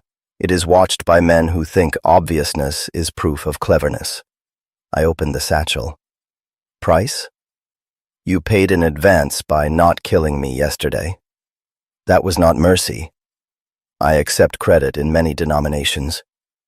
He looked past me, then lowered his voice. "Adela is alive. Penitent seclusion for now. Holt wounded, not dead. Caldra dead, which improves several rooms." "Jonas?" I shook my head. For once, Nico had no joke ready. "The documents?" he asked. "Enough." "Enough for whom?" That was the question Holt had asked in another shape. Courts could be sealed. Priests could be silenced. Rival offices could bargain. Hell could sing truth through rot. New Antioch could digest scandal and call the resulting strength survival. "I do not know," I said. Nico stared at me. "That is a bad reason to cross no man's land." "It is the only honest one I have." He took off his hat, ran a hand through his hair, and put it back on badly. "There are pilgrim camps beyond the old Gethsemane line. Some will trade shelter for names. Some will cut your throat for boots. East of the dead orchard there is a listening post abandoned by the church and therefore used by everyone. If you live that far, ask for a woman called Sava. Do not tell her I sent you unless she is smiling. And if she is not, die privately. It will save embarrassment." That was Nico's farewell. It was better than I deserved. The drainage run began beneath a slaughter yard where pigs had not been seen in 20 years, but blood still entered the channels every day. I crawled through brickwork slick with fat, ash, and rainwater, carrying Holt's file, Malrek's documents, Adela's copies, Jonas's license plate, 4 rounds, bread, cheese, and the public warrant with my own face folded against my chest. Above me, New Antioch searched itself. Boots crossed grates, orders passed from mouth to mouth. Once, a lantern beam dropped through a crack and painted my hand gold. I held still while 2 soldiers argued over whether a chorister agent would flee outward or hide inside the city to spread infection. One said outward because hell always yearned east. The other said inward because traitors loved crowds. Neither said a man might simply have nowhere else left. The gate token worked because the dead moved under lighter scrutiny than the living. At the final grate, I waited until a corpse cart rolled above, its wheels loud enough to cover iron scraping loose.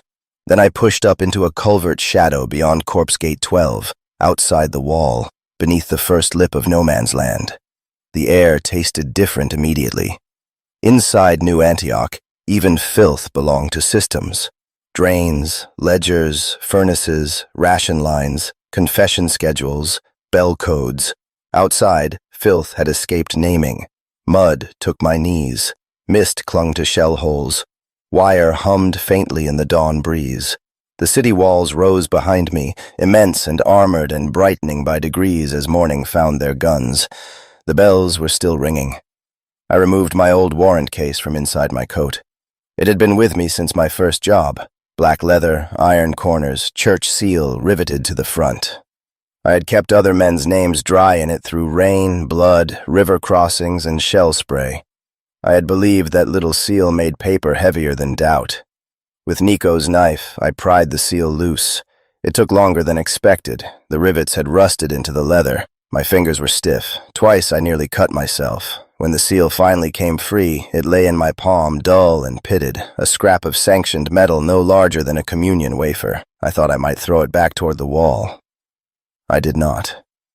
The gesture would have been theatrical, and no man's land had no patience for theater. I buried it in the mud. Then I placed the papers inside the case. Adela's copies, Malrek's evidence, Holt's unsigned warrant, my public bounty sheet, and the names I had not yet learned how to carry. Jonas's license plate went on top. It made the case harder to close. I forced the clasp anyway. A rifle cracked from the wall. The round struck mud 6 feet to my right. Warning or error. It did not matter. I slid into a shell hole, waited for the second shot, then crawled east through water cold enough to make my wounds sing. Behind me, New Antioch's bells rolled across the broken ground. Ahead, no man's land opened itself without welcome. I was no longer pilgrim, soldier, hunter, contractor, instrument, or favored son of a courteous old terror. I was quarry. That should have frightened me more than it did. Perhaps Malrek had burned out some useful portion of fear. Perhaps betrayal had, or perhaps a man who has spent his life bringing others to judgment learns, at the end, that pursuit is simply another road. At the crest of the first spoil ridge, I looked back once. The city stood under smoke and bells, holy and hungry, each tower catching dawn as if light itself had been requisitioned. Somewhere inside, Holt lived. Mara lived elsewhere, I hoped, beyond the reach of my ruin. Adela counted consequences in a cell. Nico was already lying for survival. Jonas lay in a cellar of bones where a chorister's song had stopped, but not, I suspected, died. I had no absolution, no army, no lover waiting with a lamp, no court that would hear me without first asking who paid for the room. But I had names. For the first time in my life, I intended to carry them rather than collect them. I had spent my life bringing men back to judgment. In the end, I learned that judgment travels poorly. So I carried it myself through the mud, with every bell of New Antioch ringing behind me.